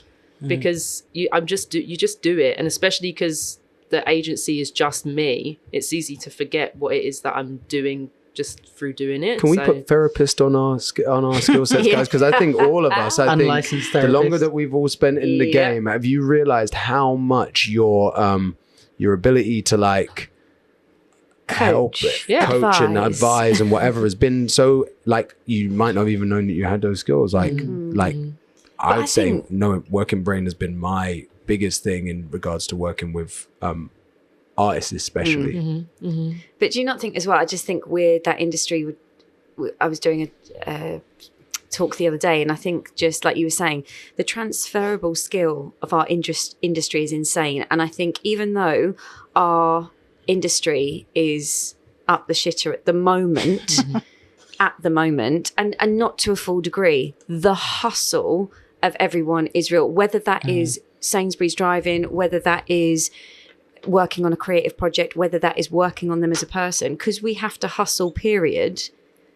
Like something like Corona has only, I think, made that hustle come out more of a fighter in a lot of people. Obviously it's not for everybody, but it annoys me, or it did used to annoy me, not so much now because I would just laugh at it now, but just like, oh, so you just get to prance around on stage. Well, because that takes zero skill. None. I have no people skill. I have no, academic skill. I have no this, that and the other. And also the speed of how you learn something, like the speed of how you adapt. Like learning on job is not even that, just to your point, I always say to everyone, like dancers can, if they can hone their skills, like what their real skills are, like life skills they've learned from dancer, and go and apply it to something else, they can take over, even if it's just within the industry. Dancers going to become lighting designers, going to become set designers, going to become like anything, like audio engineers or things that still apply to our industry. I think they would just learn it and do it so much better than other people. I do think that it is like, you don't want to kill anyone's dream or rain on their parade, but I do try to encourage that it just might not be dance though. Like dance might be your entry into the industry, and it is something entirely different that you're supposed to do. But that very like laser, it's dancing, I will get on that arena stage, just like you're possibly missing your calling that like dogged pursuit. And you had a question way back. Is it still there? Which? Because then I said, no, but I want you to answer my question. Like, it's fine if it's not, because I have... on a tangent, I think. I have a few questions, but they're maybe not related to the current topic, so... Mine is ish. Go then. In the skill set, like many of the things, what I really wanted to clarify for people that might not know is where the different income streams that you have, because through the identity and the labeling of, teacher, choreographer, agent, there's still within those umbrella terms so many different ways, and we don't talk about money enough. I don't think there are enough examples in the industry or community of people that are making sustainable career. It doesn't seem like that.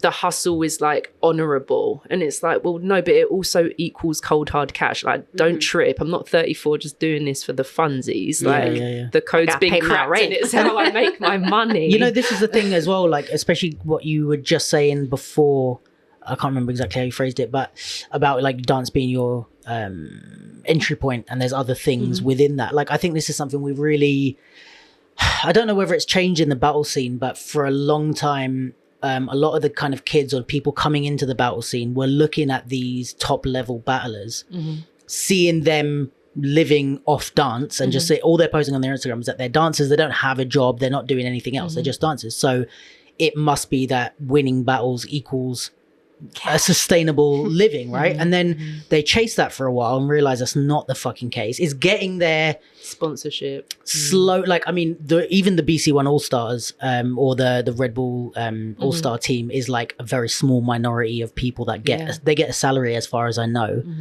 to battle, and that's like almost unheard of. And then you have like some of the, like, you know, BC1 and all those, but nobody is really 100% living off battles. Well, I say nobody, but a small percentage. But what I think people were missing is the fact that these dancers are also working in theaters. They're also working on music videos. They're also like we were talking about, like touring and these type of things. They're doing all these other things that they started off as a battler, they got really big, and they used that platform as like, they've won this to book a job here, to book a job there, to book a job there. But it's a spread of income. It's not just, oh, I'm winning. And then you go and it's like, okay, cool, it's a £500 prize. Like, how many, and that's for an 8-hour day or something, including prelims and stuff. Like, how many battles do you think these people are winning when all you're seeing is £500? Like, some of the biggest battles in the world, it's like maybe like £2,000 prize. It's like £2,000 for like, what was it, a 4-day weekend is not worth it. Like, that you potentially have to pay to get there. And you pay to get there, you've flown in. Like, they're doing other things. And I think this transparency is missing, especially in the battle scene, where not that it's their responsibility to post all their income streams, but we don't talk about it enough, that it's like a lot of big time battlers are not living off the thing that you see them doing. It's a multitude of things, and they might be even using the battle scene. I've heard people speak about this, using the battle scene as an advertising platform. That's where they generate their work from, and then they go and do it elsewhere. But them being on these big stages and high profile things is what books them the things that actually make the money, as opposed to that being the thing, if that makes sense. Someone's missing a trick there, like, and they have for a long time, because a lot of the people who run a lot of these, everything, even down to Just a Boo and stuff like that, I don't think are the most astute business people. I think they may be driven by different things. But all I mean is that I think there's really been a trick with monetizing what I call high inspirational work. Like, the battle scene is full of highly creative individuals who can think and move on the spot, who are like athletes beyond, and like this amount of like human achievement like that they create, like, you know, not being marketed and connected to the right things in the right places and the right way. Like, someone's missing the trick. But like, you know what it is? really I'll tell you exactly why that happens, is because there is in my opinion, come for me in the comments. In my opinion, there is a massive mistranslation of what it means to preserve a culture. And I think all these styles are based and rooted in things that for a large part, they're no longer being practiced in. Like, doing hip hop, doing popping, like, you're not in New York in the 80s, you're not in LA in the whatever, like, you're not in these gang cultures if you're a b-boy in a crew. Like, you're just a guy who lives in a suburb who's like part of a crew, right?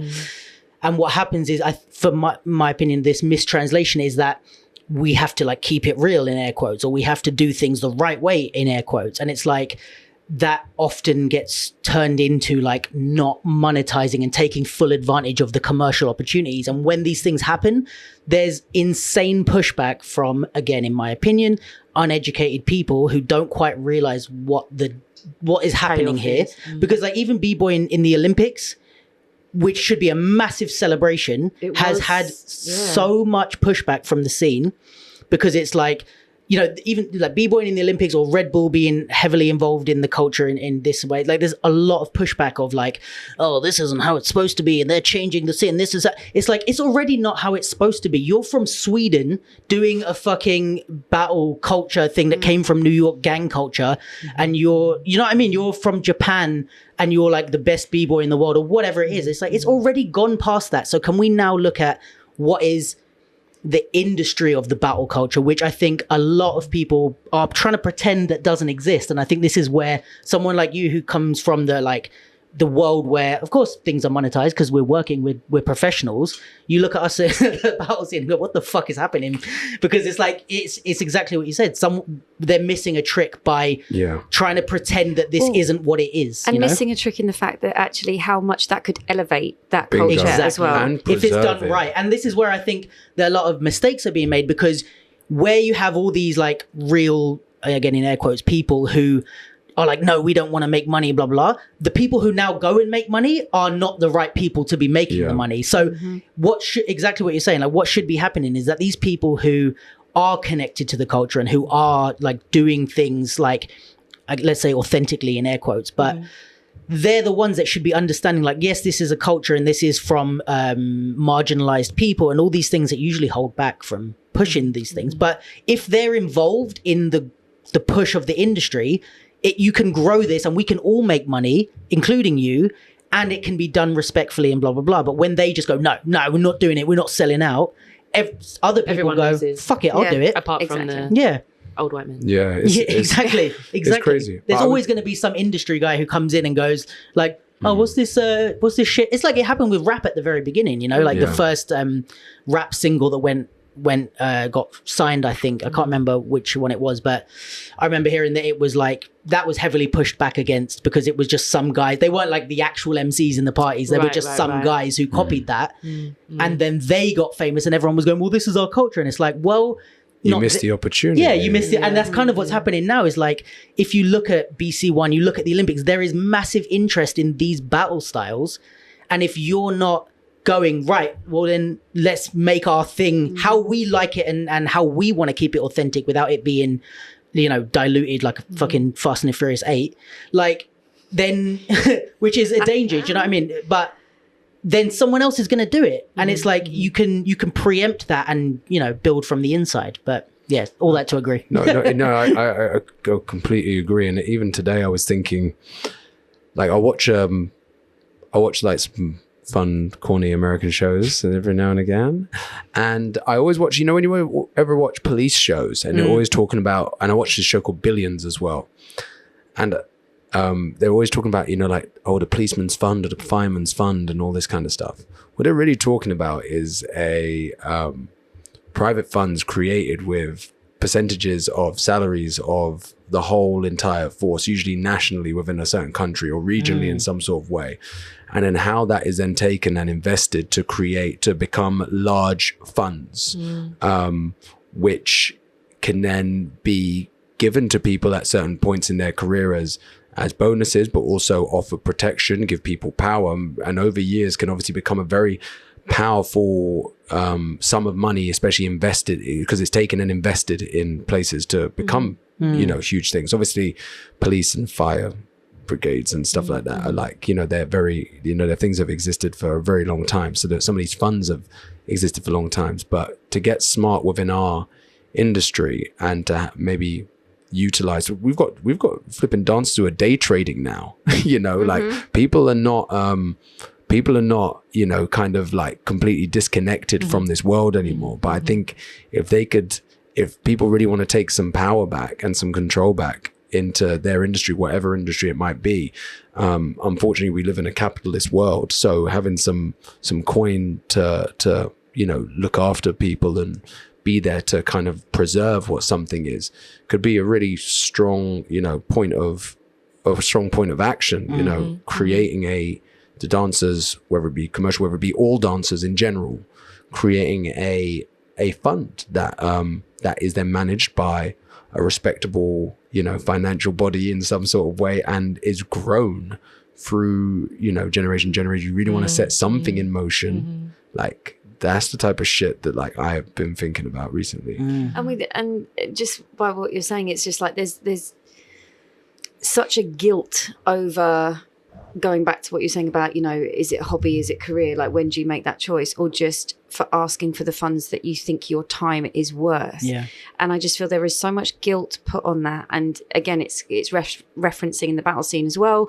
It's just like, what this needs to change, because why can't there be value and respect for something that also has a monetary value to it? Do you know what I mean? They can coexist together, but like you say, quite often it's other brains, potentially people who are not seeing the value that we see, but see the capitalization of it that they can make on it. And it's but we're being stupid by not making that first step. Sometimes there's lack of capitalization also, or lack of there not being. What drives all of these things or all these industries to maybe make money is usually about audience. You know, whether that be as a consumer, I'm still calling that as audience. People who watch something, people who just, footballers get paid so much money because so many people watch it. Like, it's simple as that. Like, the money's not just floating around. It's because the reaction of football and advertising within football can equate to, and betting and all of that kind of stuff can equate to huge sums of money in other industries. And within dance, there might not be that, but there's definitely something. There's definitely something that can grow. And I think you've only got to look no further than something like the NHS, and people who are really working hard, and people who are really saving lives and really not being rewarded for it. You know, like, even as a young person with a mindset that might have been a little bit more disrespectful towards certain jobs or certain things, I never would have wanted to become a nurse after I saw how much a nurse got paid, even if I was ever thinking about becoming a nurse. Do you know what I mean? And like that exists. So it's like, where is this value and stuff like that? And sometimes people are going to do things for the love that don't seem like they're worth it and whatnot. You know, it's crazy. And people make these choices because they're also driven by very different things. But I do think in our industry, with the amount of great heads and great talent, and the fact that I do think there is a real commercial value to the battle scene, to good dance in general, good dance in general across the board. I think there is value to it that is untapped. Yeah, dance for dance sake. Like, I think there's value to it if it could be shown in the right way by the right people. People have kind of touched on it, tinged on it, opening up the door. Sometimes like to really niche subgenres. You know, Dave LaChapelle with like Rise and stuff, trying to shed light on some of these industries, and then instantly, yes, there was some monetization coming towards, you know, the crump and the clowning community that, like, you know, elevated some of those individuals and elevated the scene in some sort of way. But like, where's the maintenance of those things? You know, where's the maintenance of that? So I don't think they were paid for. Is it Prissy? Miss Prissy? Yeah, you did. She came out recently saying that she wasn't paid for it. Right? Not for the film, but I worked with Miss Prissy on a Madonna video. She wouldn't have been on a Madonna video if it wasn't for that film. And then she wouldn't have been on a Madonna tour. Pissed. I can imagine, because from the film point of view, from what that money in that film industry is, like, there was definitely something to, and all of that 100%. stuff. But I think the film was made as a documentary, which became a cult classic, and obviously there's it's hard to know at the time that was going to do Bingo, what it did. Exactly. And then it's like, and then it's, you know, it's really difficult, because then you've got to look at like who was making money, and would the film have been made if everyone was paid those certain things, or like, I don't know, but it's like what's the compromise there? Like, it's worth us having the film regardless? Unfortunately for her. Bitterness, whether it's worthwhile, whether you're right or wrong, bitterness can be a really damaging thing, because you then stop to see the thing that can maybe propel you forward within something. I forget when I talk about my career in dance, and I forget, and it's only because someone brought it up to me recently, that I was actually in a dance show when I first started. Do you remember? No. A dance competition show on TV. Oh, Bump and Grind. Exactly. Do you know what I'm saying? Like, I forgot that show even existed. This is before So You Think You Can Dance, before you whatever. And I worked my ass off in that environment, in this show, to not reap any money at the end of it. But the growth, the things I learned, I'm not bitter when I think about that show. It propelled me forward, like, in a way. And, you know. Did Holly Victoria win that? The year. And Bly won the other one. They were in seasons that were after. Oh, right. Barrington Barrington won. Page. Page. He Mad. won the first season. And Sadie Flowers. She's from Leeds. She's still got like a dance company. Like, I don't know, like nice. sometimes I still speak to her like a dance company up there or something like that. I mean, you take something like that and level it off to, flawless and diversity. And it's like, what are you going to do with those? Yeah, they wouldn't have been paid to do BGT. Yeah, it's no, like no. a hard So you're gonna be process, bitter, like a flawless gonna be bitter that they didn't win. Like, but- should they be? I mean, at a point in time, I think they got robbed personally, because I just think there was other reasons why the other company won, but I also have to give that other company props. I'm going to keep it real. I think diversity have really evolved and come on leaps and Absolutely. bounds. I'm gonna finger snap that. Yeah. Yeah. I think they really, really have. Just from every perspective, I have a huge And amount of Ashley's respect for we're that. talking about business. Yeah. Ashley's a smart businessman. I don't know if the money from, winning BGT and, the kind of like the exposure allowed for that opportunity to be a lot easier. Yeah. Because I mean, if I had my own dance space and like, kind of like access to X, Y, and Z people, and people always wanted to be around what I was doing, like, I think that there's, there's no way I ain't going to make some like real monumental stuff happen with But that. also it's easy to, what I like about the diversity Ashley Banjo evolution, I think, from my perspective. If we're talking about industry as well, we should never ignore. Exactly. that And, Yeah. but I what think they're also what's doing. nice is I'm glad it came around. he got It's to a crazy that it point came where he could have not cared about the craft because he was already a personality. Yes. And Yes. and it looks from my perspective like he got there, whether or not I'm going to speak for myself, whether or not I respected the artistic craft on the way there, he then got there and went back and went, okay, I want to get better. And like me looking now, again, like I don't know too much the intricate journey, but I think it's like, oh, he's actually not just got better, not got more fame. He's actually got better at dancing and choreography. I'd agree with that. 100%. I think that he also I don't know him personally, but I just see in his dance and in his approaches a reflection of who he is as a person. Yes. It's not like we were most popular or we got, which I think what they were doing for a time was like, that thing worked, we're going to keep doing that thing. Yeah. But now I see a man of his age, I see a dad of however many people, I see a person that cares about X, Y, Z, and I see that in his dance. Yeah, they're on TikTok and doing all the things, but I still respect, I don't see all the dance stuff that they do, but the fact that I just see the person And like respecting I the chapters really respect. they've Yeah. had. Like you say, the chapters worked at that specific time, but now it's time to move on to the next chapter. But And not, again- not discard the previous chapter. radio host, TV personality, like they've gone. And for me, like the respect is tripled if that was the plan all along. If the plan was like, all right, I know I'm Yeah, truth, not the best truth. choreographer in the country, but if I get myself in this position, I can train with the best choreographers in the country. And like, if that was the plan, triple I respect. don't think it was. And what I No, t- neither no, do and I, what, but and what I think it would be sick if it was. But what I really do take from the individual, which I can actually, I feel like, I see within myself is a love. Yeah. A love for dance, and there are other people Wherever like that that. was gained. And there are there are other people who have kind of created other life paths for themselves that made them hugely successful, and they have a love for something else. I know it with like Alicia Dixon, knowing her closely. There's nothing more that she would want to do than release music. Like she loves it beyond all of this other stuff, in my opinion. Like that's probably the real, it's still probably a real driving force. Everyone enjoys all these other things that they do, and they find these new things that they love. Like I'm sure Ashley and Jordan do with their hosting and all that kind of stuff. But I can see that like if there was an opportunity to just be a dancer all the time, every day, and that just be the only thing, like that would probably win and be the thing. Oh, yeah. Like even for me, I love all the things that I do. But if it could all just be that simple and I could just be a dancer again, and then and maybe have all the things that like I have, You do it. I would, Listen. I love sweating in a room for 8 Bro. hours a day, 12 hours a day, And 14 hours a day. known fact. You will never get me complaining ever. So I from think my this goes mentality, to, that's like- why I can't understand a lot of dancers who can't hack that, because I will not if you have stop. the opportunity to, like, I think this goes back to Tali's thing of like it being the entry point, like for all of us, regardless of where we end up. Like, I'm making a living off filming and taking pictures of dancers. I would throw my camera at a wall to be on the BC One, to be on the Red Bull All Stars team, like, and get paid a salary to just dance. Like, no question, in a second. Do you know what I mean? And it's like, it's this. Yeah, that's the original love, but then we kind of get into a space where we're like, right, where can we make income? Which may be a segue to the original question, income streams. Yeah.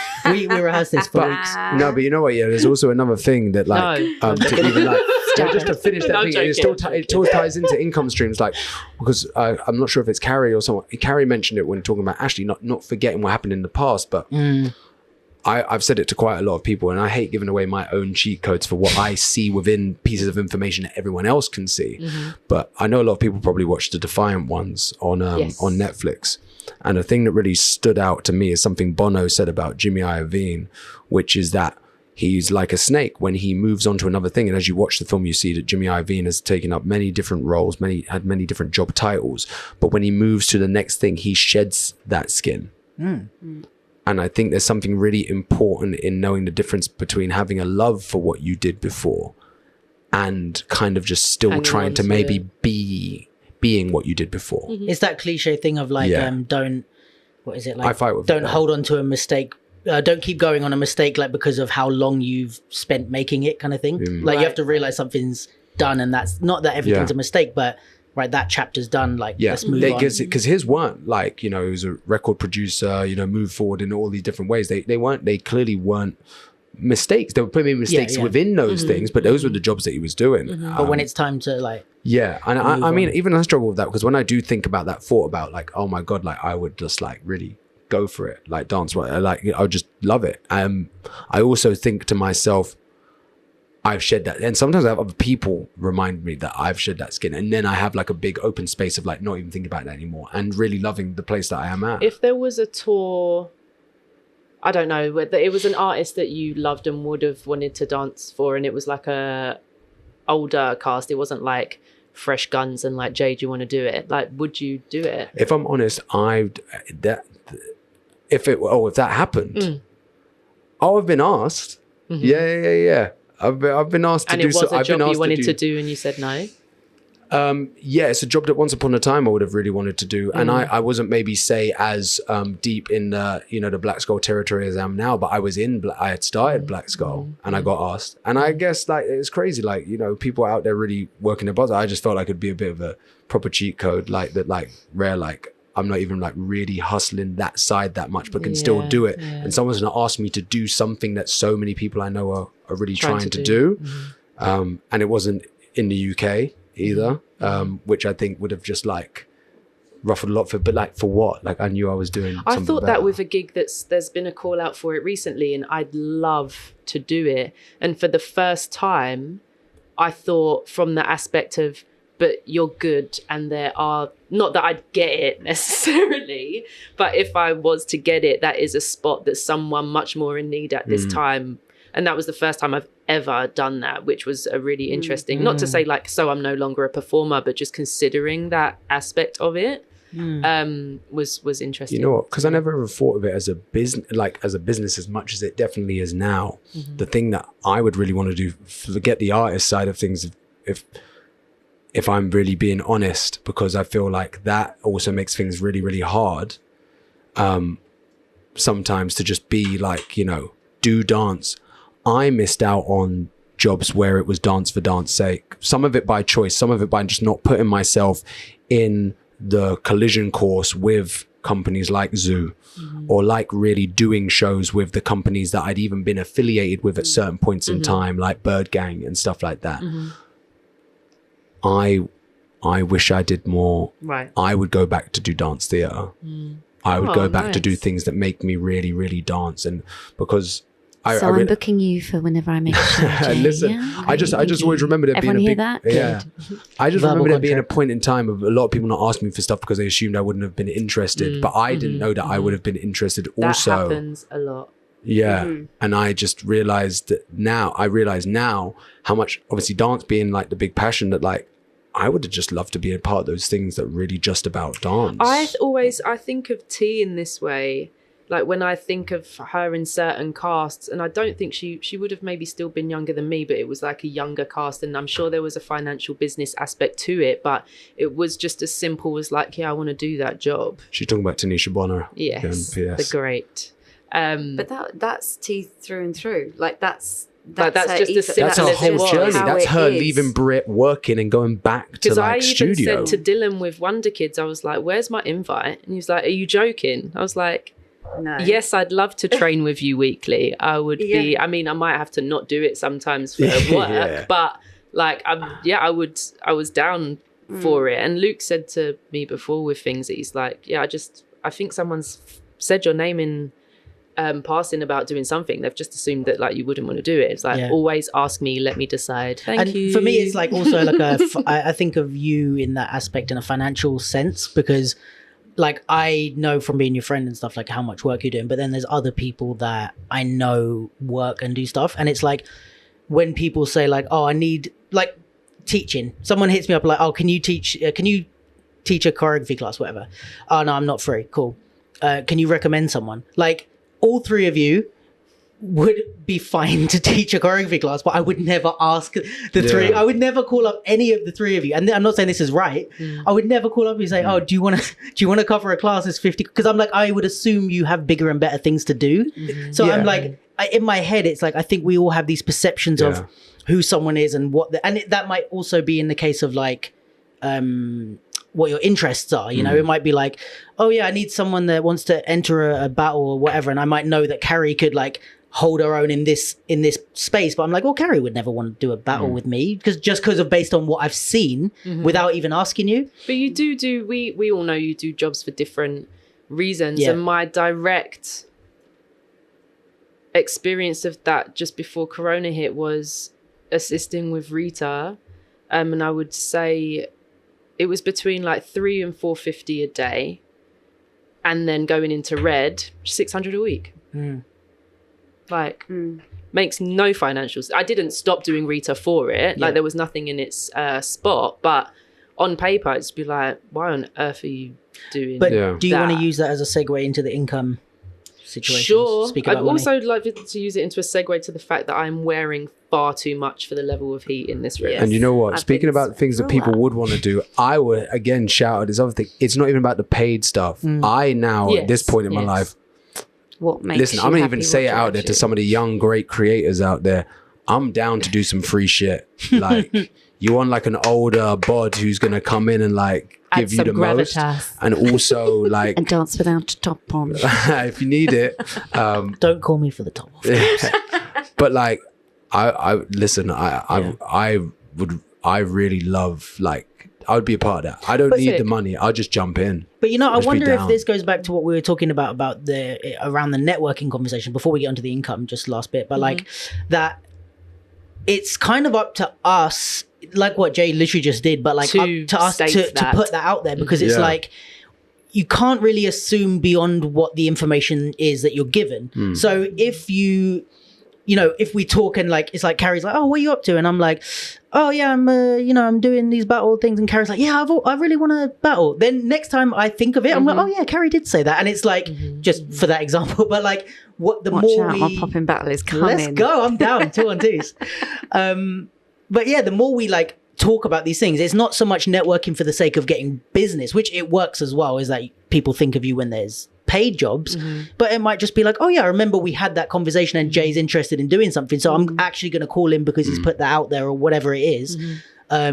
Whereas if we just kind of keep it in and then go, oh, why does no one ever call me when they fucking, But you know, it's- like, it all ties in, doesn't it? Like Yep. what we were saying about hustle, what we were saying about networking. It's like if you don't ask, you don't get. Yeah. And I think there's always a really polite and respectful way of doing that.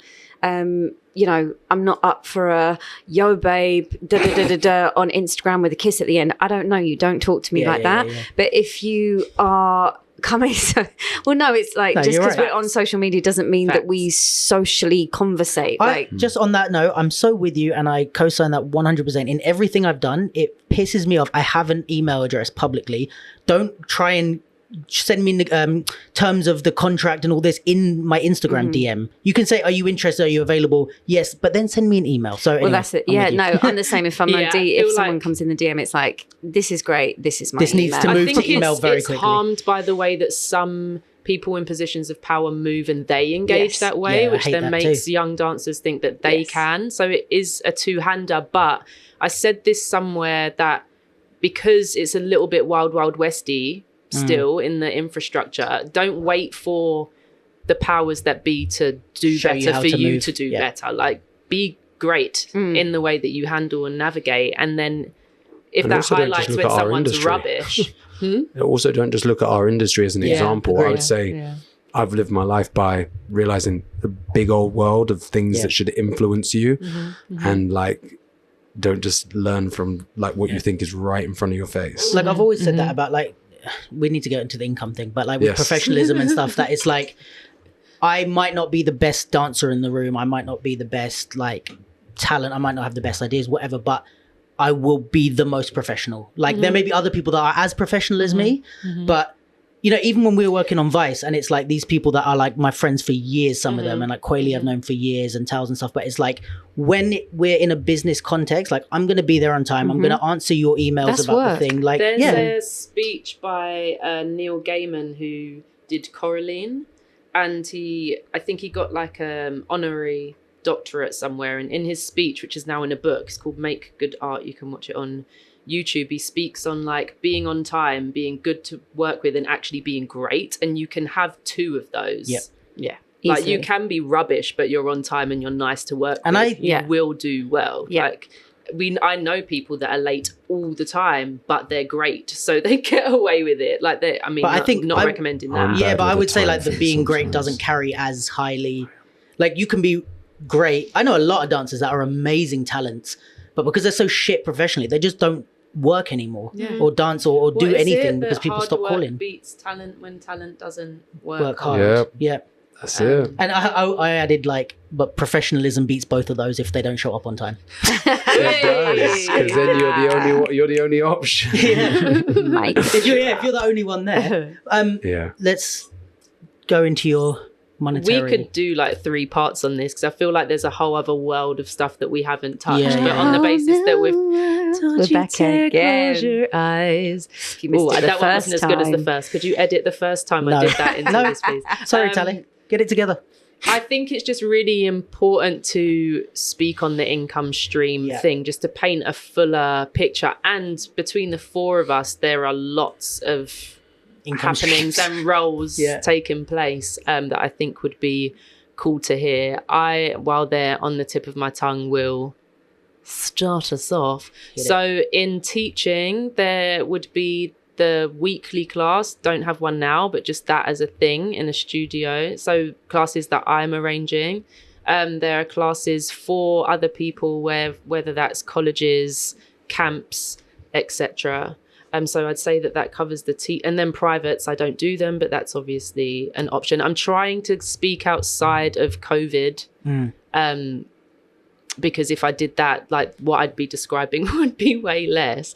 And then choreographing, that could be being commissioned to make for companies like theatre companies, etc. That can be as assistant or associate or resident in commercial settings for artists, ads, all the many things there. And then my own work, which would be self-funded more often than not, but can be funded and can lead obviously to other things.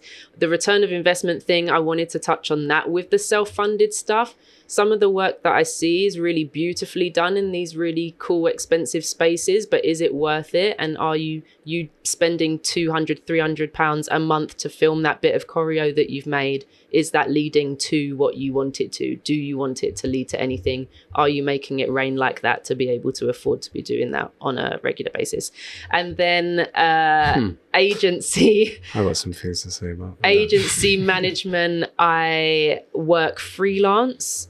That is on a commission basis. So I may well put in a lot of work into a project. If it doesn't come to pass, then I won't get paid for that. I split the commission with Zoo Nation, and the upside of that is that it gives me the flexibility to do the other things. But I will say at my age and with the year that's passed, that has become not the main, but I'm giving more word and paying more respect to that aspect of my work, and it being something that I'm good at and pays me well and that I want to do. And then within teaching would be the intensive, and that is now falling into coaching more. I'll hopefully be doing a coaching course next month, and then that is one-on-one creative consultations with people. Putting a price on a conversation is really hard for not for everyone to do, but when you offer this stuff up in passing,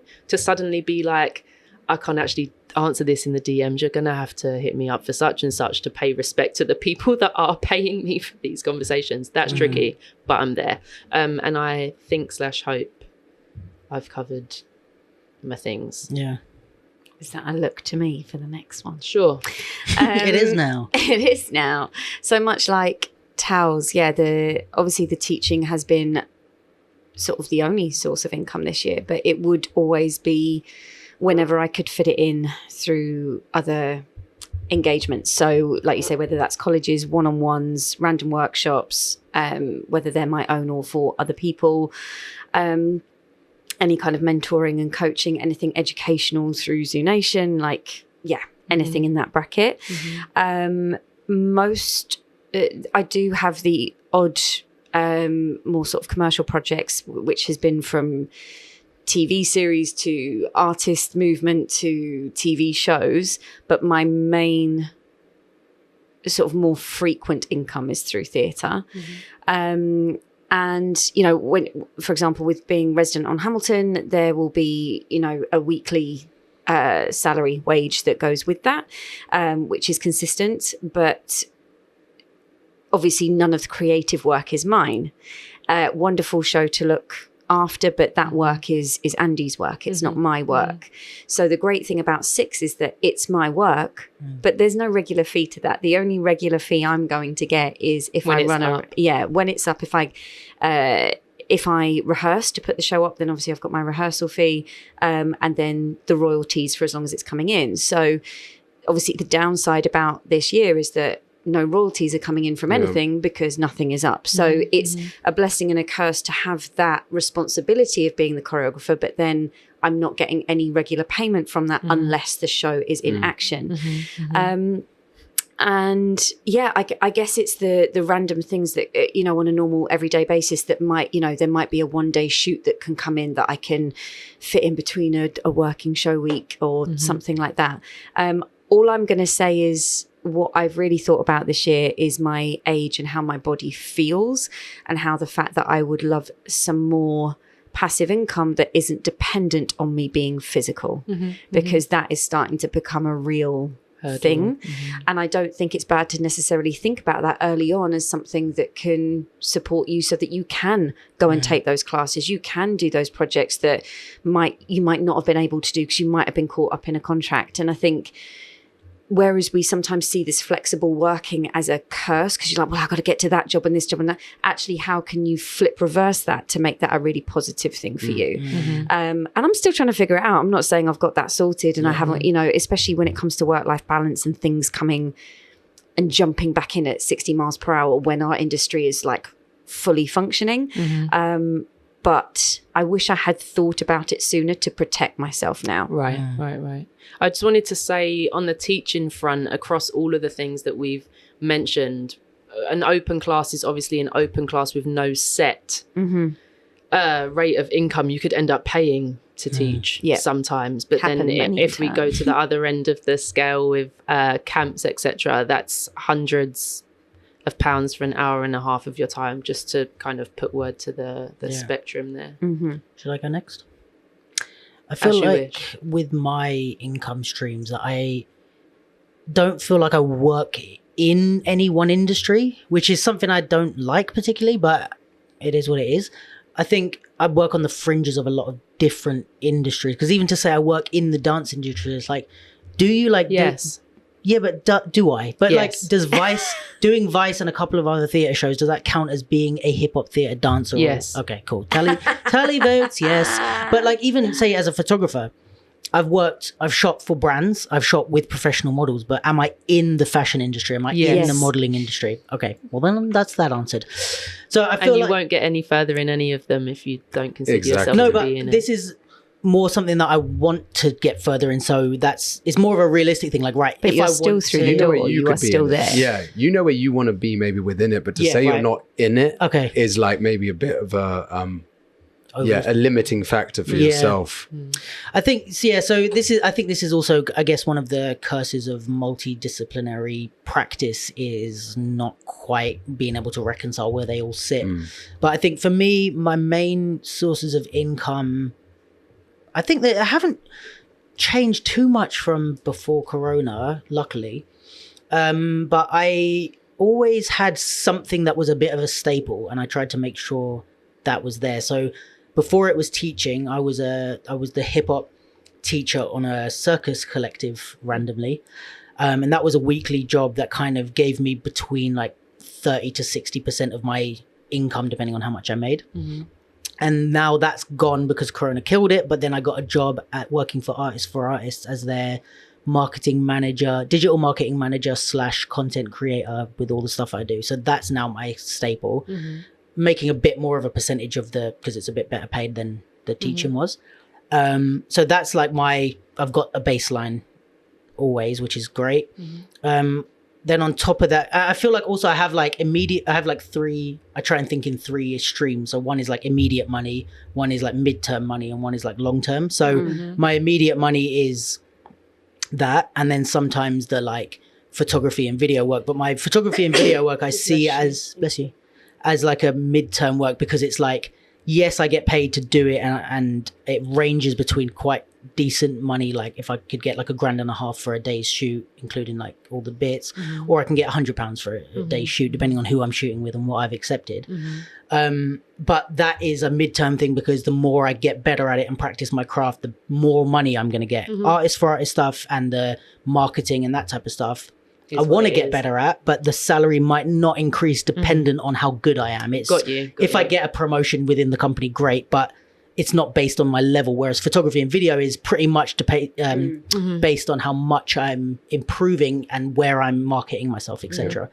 And then I would say my final income stream, which is weird to describe it as this because it's stuff that doesn't make me any money, is long term. The yet situation, which is like the short and midterm fund me to spend time on that, so that down the line they can become, and that being the podcast and the theatre company that I say theatre, but like dance company that I started making an elephant. And that's those two things are things that I'm putting time and effort into for literally nothing, money out of my own pocket, looking for funding, doing applications, all that sort of shit, and establishing them so that later down the line I can put them into the midterm or the short legacy term stuff.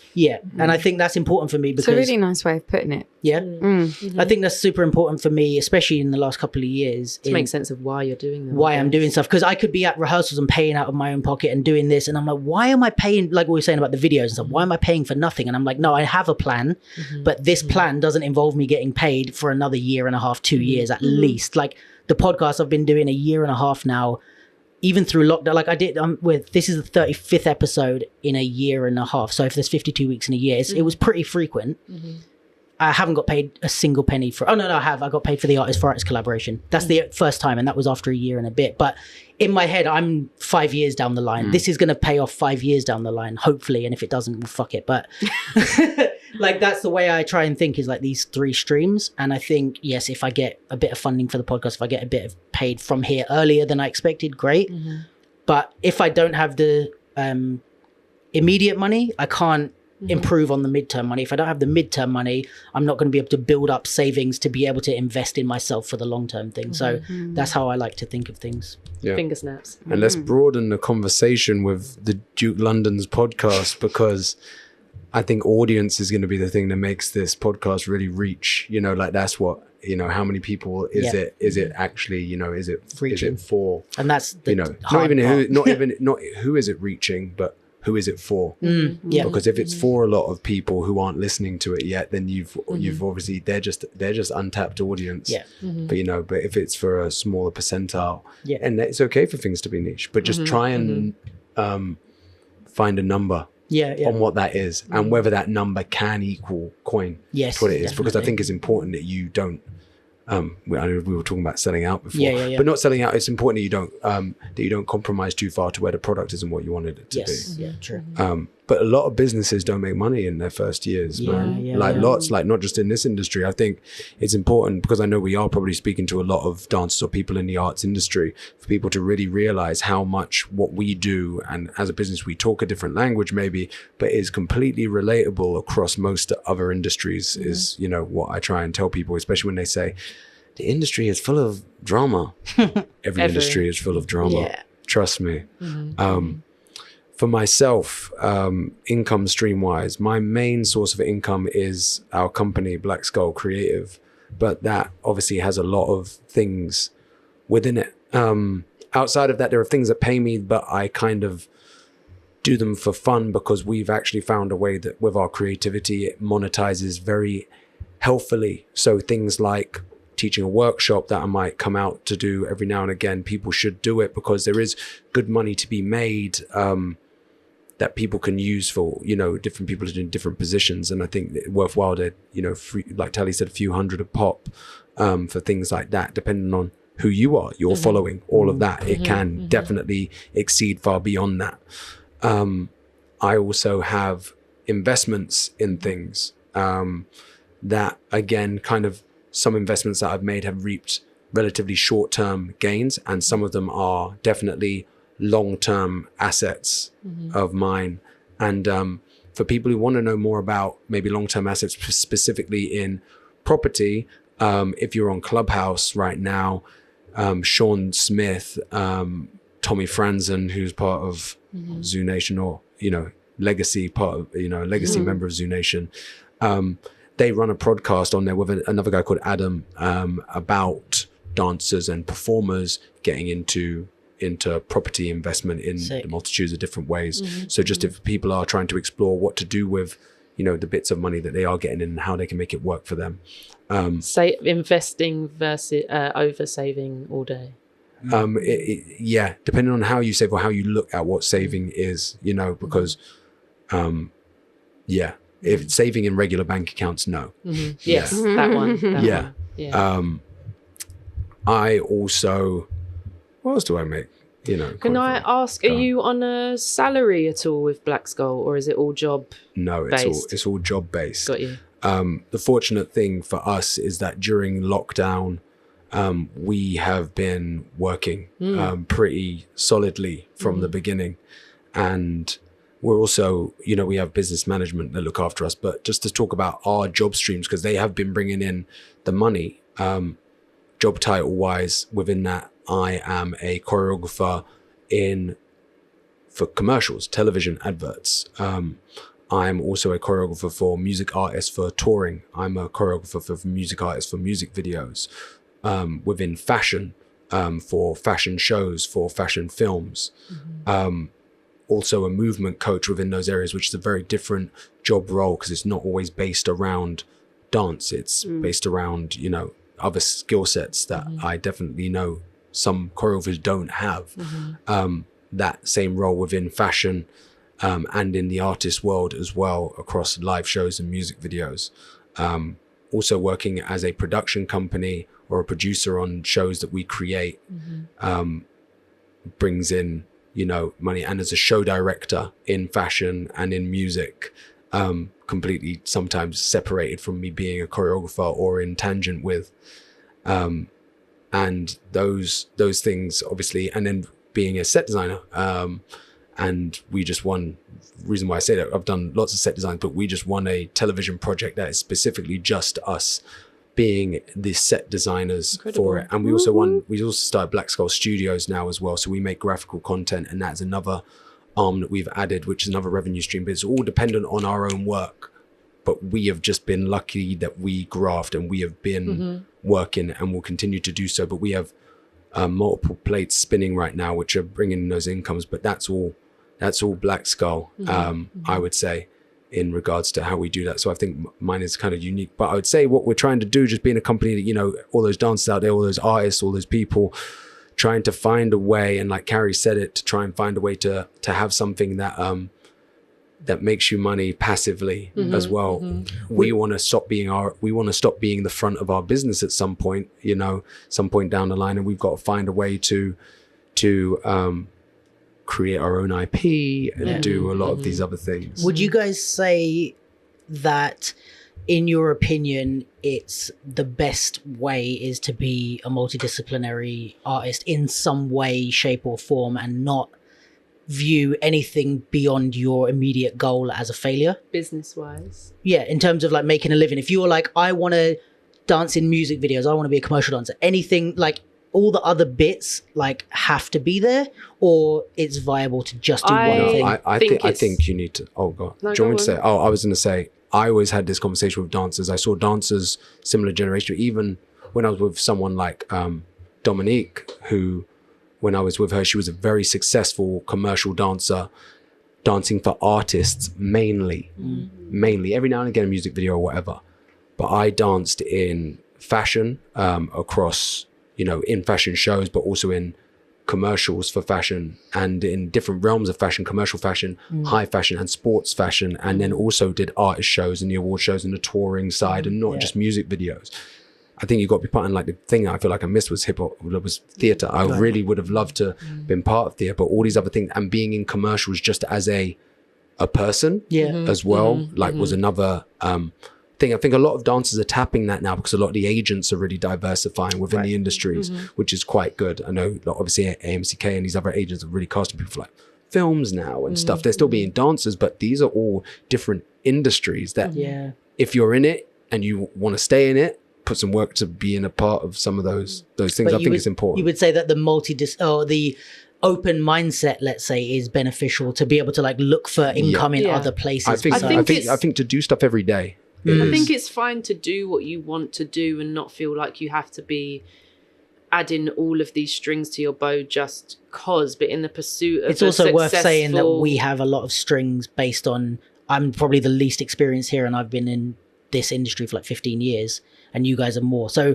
we didn't come out the gate at 18 with 12 different income streams. Yeah, like I danced, and then I'd say maybe 5-6 years later I started teaching. Maybe 2 years after that I started managing the agency. But I speak about this a lot, but it's fine to just do what you want to do within the industry, but to do that full time just to say you're doing that full time is just a really stupid decision. Like for your quality of life to take a hit and you be broke, but dance full time versus the person with a great quality of life have the 9 to 5 but are also doing the amount of dance that you're doing. It's just like, this is such a thing in the battle scene that it's like, I don't know if it's more than the like commercial side or whatever, but I would imagine so, that it's like there's a pride in being like, yeah, I'm so good that I just dance full time or I just do battles full time, and it's like, that's shit, because you're earning £700 a month, you're renting £600 and you're eating fucking ramen every day. Like there's no pride in that just because you battle all day. I work 4 jobs or whatever, but I'm living my life and I get to train more and I, or whatever. Like there's a lot of benefits. People should be open to diversifying. Do you remember K-Ski? B-Boy K. He was... Might be before my time. He was, at one point, he was definitely the best B-Boy, battling B-Boy in the UK. I remember when he was the only B-Boy who could do air flares in the UK.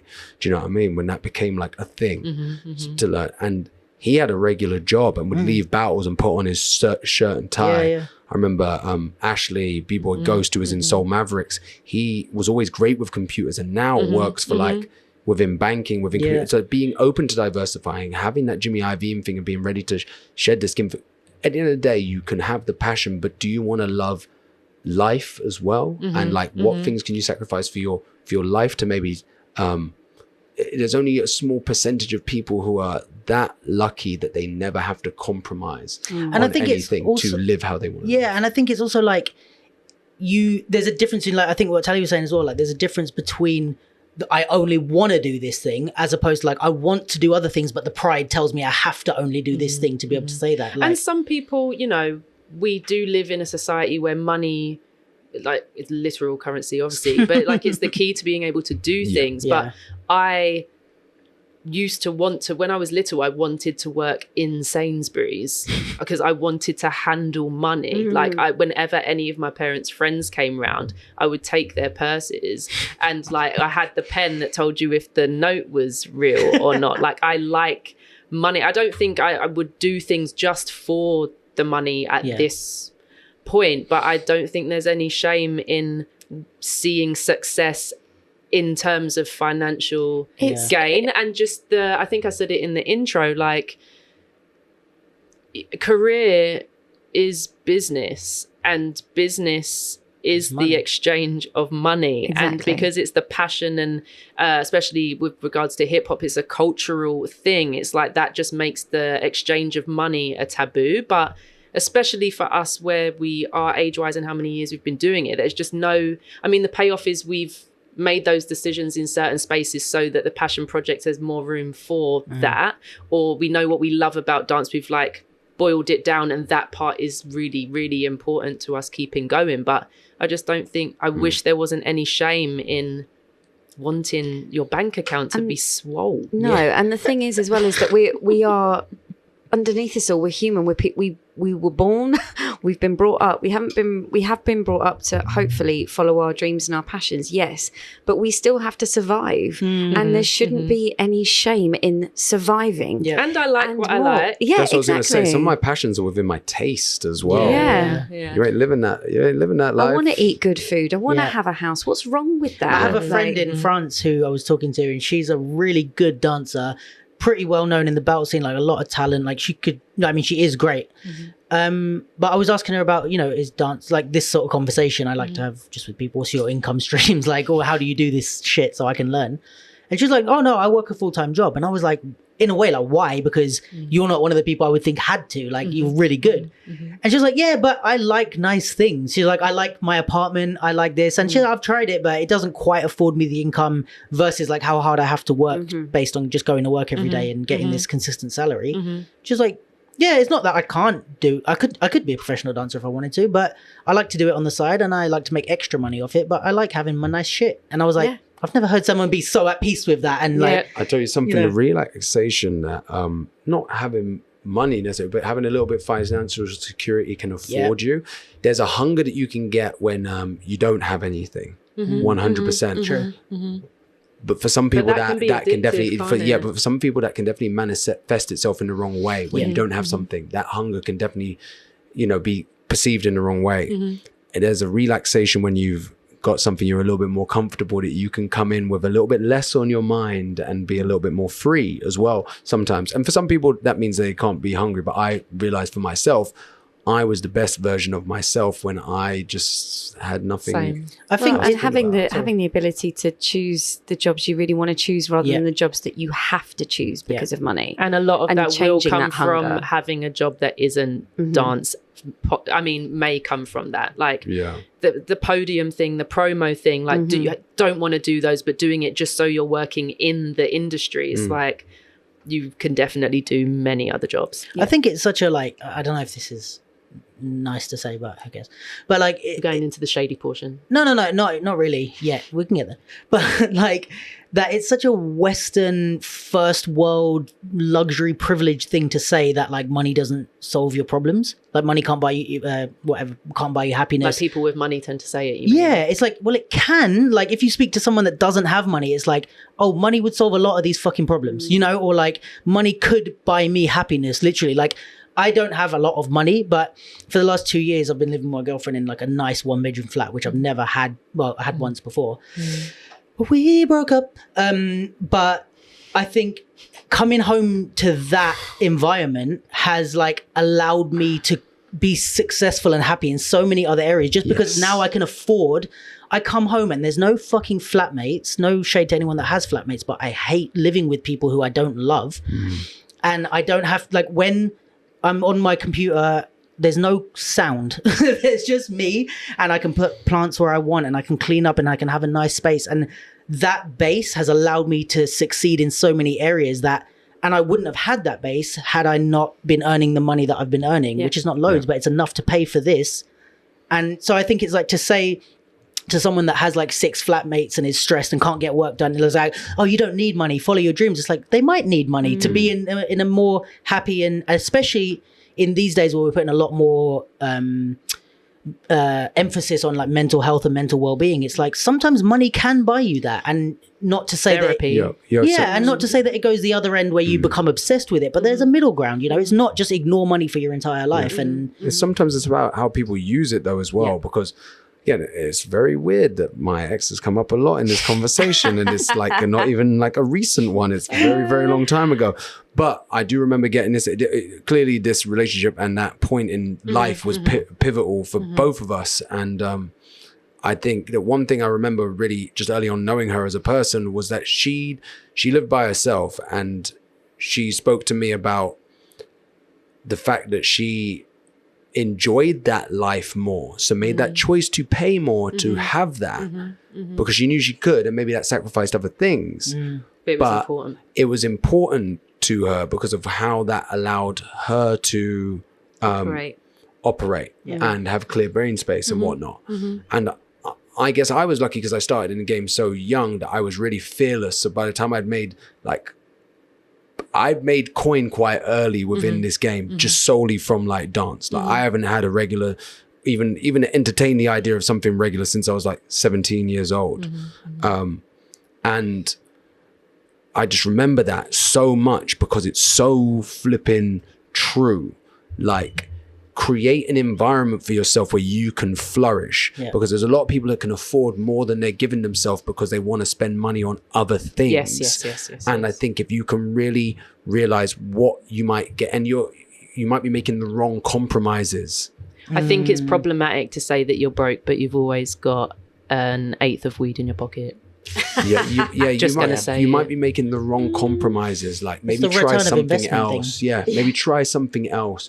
And some of those things, like unless you're really like clued, like really tapped, like you might not even realize how something like that might work out to be monetized. But I'm so happy that Luke said it, because that was something that they'd said back then, and I've never heard anyone else say that. I've never heard anyone else say that, but I know it's so true for so many people. But I know that other people haven't even tapped that was so important in their life, that their living situation or whatever, in whatever kind of way, shape or form, has affected their success in whatever way. And you saying it, like, it must be so true for so many people. So if you haven't checked yourself on that, check yourself. And I think it's also, there's something to be said, and I don't quite know where my opinion lands, but like there's something to be said about going with what makes you feel good in a way. Because for me, like, I buy a lot of clothes, as like my girlfriend will tell you, but for me it went from a thing of like, I like buying clothes and it makes me feel good and it helps my self-esteem, and you can never quite put a marker on the effects of good self-esteem, I think. But also like through like making more money and then allowing myself to be okay with spending it on clothes and getting into things I like and researching what shoes I want to buy or some shit. Like now I'm actually have a genuine interest in fashion and streetwear, and I've started reading books about it, and I was actually thinking I'm going to hit you up after this because I want to like work more in the fashion world and learn about the fashion world. And I found myself like watching runway shows and understanding how they stage things and researching designers, and I'm like, none of that and that brings me so much fucking joy. Like it really makes me happy whether or not it makes me money in the end. And it's like this interest or hobby would have never come if I hadn't had what in air quotes is like a superficial value. Do you know what I mean? Of like, oh, I'm going to buy myself clothes, but like, look what comes of it when you go with what makes you happy. And I think the other end of that is, what if weed is the thing that makes you happy and you're spending all this money on it? There's a balance. Yeah, but if it's a case of I can't pay my rent, and I genuinely feel and have concluded for myself that I'm broke, I just haven't connected. Oh no, because I think that and exists. Making you happy and doing what you need to do sometimes, like duty is something that people really fucking like escape. Like they make it, they let it escape them nowadays. Like, you know, not to really like dog on the younger generation, but people always talking about what serves them and what the universe is there for them and all of this fucking shit. Like, seriously, man, like grow some fucking balls and do something because you feel dutiful to do it to to better your existence in a place. And like, don't make excuses for the fact that, like, say if you do have an eighth of weed in your pocket and that's making you happy, that is doing something like monumentally better for your existence. Like, entirely possible. Get some real scope on some important shit, you know, like I can't I've say it with always- any more passion than that. Yeah. And I've always like had my and I think this is maybe the way I was raised or whatever, but I've always had an emphasis on supporting myself first. Like if I can pay to eat, I have a roof over my head and I can walk around and do things, like I have enough money for that, then after that I can make any silly decisions I want. I can like do whatever, I can buy like clothes, or I can go out and drink, or whatever stupid shit, I can buy Nando's. And then if I don't have any money to like hang out with my friends, that's my fault, but I've covered the bases. I think where it gets too far is when people are like can't afford rent, or they can't afford their training. Yeah, it's just like connect the dots for yourself, like create the full, like looking at a family tree, like what are all the things that you're spending money, like where is it all going, and does that make sense for you, and or is it just happening decision? because it's been happening? And just to speak on what Jay said a little bit, I think the term that comes to mind, I'm just going to say it if it helps, but I don't mean it to be offensive, like the faux spirituality, the manifesting thing. Like if I just write £1 million check and stick it on my mirror, I can then just lay down because that means it will happen for me. Or if I like write down that sentence, like that works in the same way about me speaking on what I do helps. It lands in me differently, and like I walk the walk differently through saying it. I think that stuff works in that way. But to think that just writing it down or saying it is enough to make it, might get to the right ears, don't get me wrong, but it still requires action. It still requires you to do something. I think it was in a different topic, but again, Jay said like do something every day. Like it doesn't have to be a direct, like literal, it doesn't need to be go to class, but there is something that you can do that aids what you want every day. And writing it down is that, but so just that is not, it's not going to do it. Causing reaction. And be about it, man. Like not everyone naturally has it in them to be some of those things, and some of those people who are working out how to really properly apply these things that are reading in these books and all of this, and you know, and to talk about them getting this information that, you know, you don't get taught in school and this, that, and the other. You're still getting someone else's information. Yeah. This came out of someone else's head. Like, you know, you're not making it up, so it's not original. Yeah. Like start learning how you can apply it in an original way, because we all learn stuff. Everyone learns stuff every single day for the rest of your life. If you don't learn stuff, you will. It's just about how you really like how you're aware to like what's happening around you. Yeah. Like just I mean, there's some people, you know, and I'm gonna be super real on this as well. Some people who are not made to be great. Like you might not be great. Like you might not you'll be great in your own self, but you're manifesting to assume to be what greatness should be. Like that might not be where you're gonna get at. That might not be what your work ethic is, what you're built for, what you're whatever. And all of those things are like okay, but it's kind of the ugly duckling situation in a way, that it's like you might think you're aimed for this type of great, but if that's not, you know, unless you go and find your swan or whatever the fucking story is. But like, because I feel like, say what we were saying earlier about the commercial dance and me going to the center and stuff, like I could have been one of those people that you was talking about that's like not great in the way that I think I'm going to be great, if my mind had just said, well, just keep trying to be a commercial dancer, keep trying, and then I would have just ended up some mediocre nobody, probably teaching like some bullshit. But instead of that, I went like this isn't for me. Like, let me find where I work and stuff. So it's like, I think what your thing of like not being great is like, can also be like you're not made for the thing that you're doing, if that makes sense. Like there's other places you can. Yeah, but not even the thing that you're doing. Like the thing that, like, okay, Tali's probably said that from like experience of someone speaking to her about that, and I'm presuming they come from the dance community. A dancer putting up £1 million check on the wall through the dancing that they're doing in this immediate sense, what they're doing right then and there, right now. It's not about, and that's what they're assuming like is part of the greatness kind of like picture package. You know what I'm saying? And it's like, so that's what you're seeing as greatness. All that stuff you put on the wall, that's greatness. Like that's goals. Yeah. Okay, you might not be about all of those things. It's not because of what you're doing right now. You might not be, you know, the person who's going to get the things you've set out in front of you right there. Like, but it's also about building blocks. It's about not that you'll never be ready for that kind of thing, but how about you start start at the beginning. Yeah. And start, like, if your life is not naturally going on that upward kind of like trajectory, like just naturally through what you're doing by accident, on purpose, whatever, if it's not, and you do have to go down to the nuances, like, and set realistic goals. Like just start building from like the bottom, start then quantifying what that means, what that's giving you, what that's giving you, and grow, like, because if you've put the big idea up there and nothing is like surmounting to that, like, and let's face it, in the arts, think your life can change in one day, but like in the meantime, before it changes in one day, you can still do the small steps to help smaller growth before you might get that big leap. Big ideas are crippling. I think I said it in the intro, like some people with those visions that are so big and they can see it on like the biggest stage in the world, because that's so far away from their reality, they just never start. And that was a Tali talk. Like that could get there, but there's also somewhere on the way, maybe even like 10% of the way to what you saw, that might end up being the groundbreaking thing for you, for the community at large. Or and you can't for always tell personally. what's going to make you happy or make you money. And people you never know. And people do some of this stuff by accident. There's so many things that I feel like I did by accident that have put me in a position that I'm in,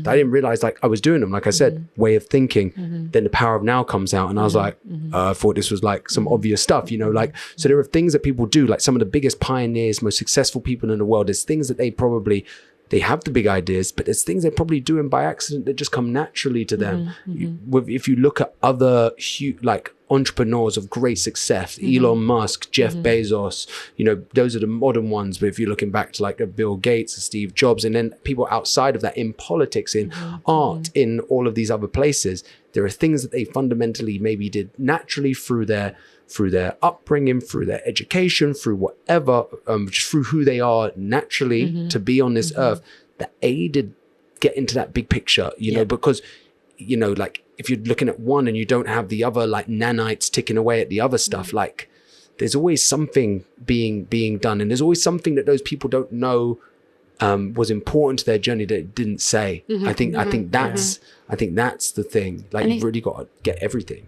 Even if you're, because I have to be a visual person for all that kind of thing. Like I just in the nature of what we do. But for me, it's just like Tals was saying, even if you have got that big picture, if I consider like a big sort of paint by numbers board, you still need the paints and the paintbrushes and the steps to make and complete that picture. And you might actually complete part of that picture and, like you say, be really happy with where that part has come and giving yourself a pat on the back for getting to that stage. Because also I know that my air quotes again for the last time today, big picture changes at whatever part of that picture I'm colouring in. So actually those plans are constantly going to shift. And like exactly what Jay was saying, how can you, well, what we've all been saying, how can you support that the best way? How can you be the best version of you to make sure that every step of the way you're feeling some kind of success or happiness, most importantly, happiness within what you're doing. And if that is taking something that gets you experience and maybe, you know, wasn't the best pay, but has led on to something that has given you a massive platform. I'm not saying, you know, suffer for low pay, but just where, you know, just A to B is very rarely the route. And enjoy the fact that you're going to go through many paths and see what you can get out of the paths on the way. And I think, like, for me, this is going to sound very not me, but like the way I started thinking was not like goal orientated in the way of I want to reach this thing and this milestone, so then I'll find success. It was more like looking internally in a way, and it was like, okay, what aspects of my personality am I or am I not paying attention to, and then setting goals based on that. So like even like the podcast was something where I've always thought, right, I'm fucking opinionated, I'm having these conversations with people, I'm saying my opinion, sometimes I'm getting shut down, sometimes I have a point, but I always have things to say. And it kind of went through like, do I want to write articles, do I want to do this, do I want to do that? And it's like the goal didn't come from like, and right now even I don't have a goal of like I want to be like the #1 podcast, or do I want, this to change into like, oh, I'm working for Red Bull and doing commentating, or am I doing like this? Or I don't. Please be a commentator. I I would want love to to. see this.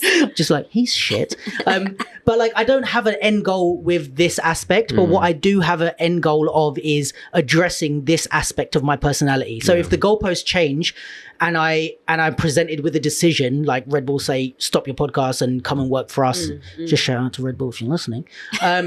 Like if it, will that serve that? Will that serve that part of me? And if it will, then I'm happy, and it doesn't matter where the goalposts can change as much as they want, because the origin point is inside me as opposed to an end goal. And I think it's the same with like money or whatever. If you're chasing that £1 million on the board, like what part of you did that? Is it the pride? Is it the what? Like, I'm chasing the £1 million so that I can have a good life, and what the origin point inside me was that I need comfort, I need stability, right. And whatever the goalpost changed to, I don't have £1 million, but I'm getting this opportunity, which is going to give me the stability and comfort that I was originally after. Find a way to like, those goals become a universal, because when people ask me like, what do you want to be? Like, what do you want to get to? Like this, that, and the other. Like, I can say really honestly, it was never to be the number one dancer. It was never to be the number one choreographer, never to be the number one creative director, never have the number one production company. Some of those things and some of those maybe like rankings that have maybe been achieved, or places on the board that I might have gotten to, or anyone gets to, feel like kind of like accidental, or just like byproduct of like hard work to actually get the real thing. Real thing, which like I said, the origin for me is I just always wanted to be a really great provider for those that are close to me. And that's not just in a monetary situation, that's of being able to provide experience and knowledge and energy and just all those things. So and I think that's what's good, that like you can see them as byproducts of the, like, you're not getting caught up in chasing these awards. You're like, oh, that's great that I got those things and I'm achieving this success, but that's not what you're chasing. I'm the worst for like keeping track of what I've even done. Like, I'm the worst. Like, people having to check it. My missus like talking, the other day we were talking about something and like dancing for someone. She's like, oh my God, like you did that. And like someone coming up to me being like, you're in this hot chip and all these things. She was like, what? You did that? And I was like, yeah. Like I've never stood from a position and like looked and like just been like, like I've done this. I don't know whether that would really, I don't know whether that would really throw me also, but like, we move, man. We move. like when the goal is something different, it's like right now, I really like New Jersey Club as a dance style. Like, so right now, like a kind of goal is to be like dope at New Jersey Club. So I've been like training it, doing my due diligence, you know what I'm saying? I know it's a very funny, like small thing, but it's like the bigger goals are all out there, and there's just other little fun things that kind of like byproducts. But it's like, I'm saying that I'm thinking about that, but I'm not like thinking about like, oh my God, we've got to be like the number one company in the country at what we do. I mean, in the world of what we do. We just might get that by accident at some point. By doing the thing. I think we might need to wrap up a bit. Just a bit, not entirely. Yeah, just wrap up the corner. So many things. Well, first of all, thank you guys for being here. Super appreciate. Yeah, it's we could speak. You could have called anyone. No, not that part. We were actually been really lucky to get the people that we've wanted, and I had expectations for the quality of the conversation, not so much the content of it, and if I did, they've all been exceeded. And I said this on the identity one, but like I don't know chicken or egg vibes, but some of my dearest friends also happen to just be like the shit hot ones about, and that is just hey, you attract the energy you put out, Tali. I'm gonna take that now. I'm gonna sit take in that. Yeah. Thank you. But honestly, I super appreciate you guys like giving your point of view and all that. And it's like, I say this every time I do the podcast, I feel like, but for me personally, like, I mean, you might just be here for Tali, but like, we hate you. Yeah, that's fair enough. But got the podcast done now, so I don't care. But like, yeah, just the fact that you guys feel it valid use of your time to sit down and talk with me / us, like it's I feel like this should be a once monthly thing. You know? Oh, It's good to I'm get it off the chest. down. As we were Yeah. talking, I was like, I cathartic. think it might maybe not be so one-off-ish, but Yeah. Yeah. we'll I mean, see. if I can be successful in all the funding routes that I'm pursuing, then yeah, this is definitely more of a viable You know what? continuation. Touch wood to that. Good luck. Thank you, Yes. bro. And Tali, as always, thank you for doing this with me and Love being you, mate. here. Love you lots. Yeah, thank you to everyone who's listened all the way through. Check out obviously Carrie and Jay because they're wonderful, but also check out Tali's Identity Ideas Industry Intensive on Instagram. Woo! That this is all based around, and there's an actual concrete physical thing that happens that you can go to. So if this stuff interests you, Tali is leading her course, and you can find all the information obviously on her page. Duke LDN Podcast is pretty much everywhere except for SoundCloud and Deezer, as Tali has told me. Didn't know what Deezer was before Tali told me that, but apparently it's there. It exists, and It my does podcast exist. isn't on it. But The yeah, only user. yeah. Honestly. Spotify, Google, Apple Podcasts, all that, and a few other platforms that I've actually never heard of.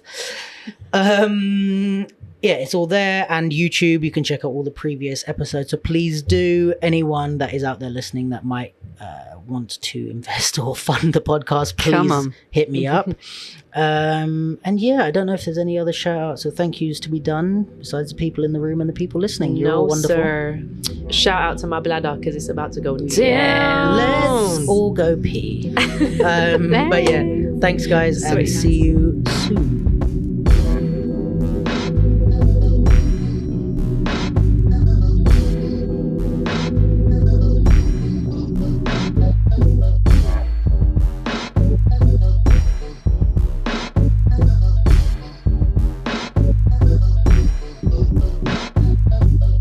Ooh, outro song.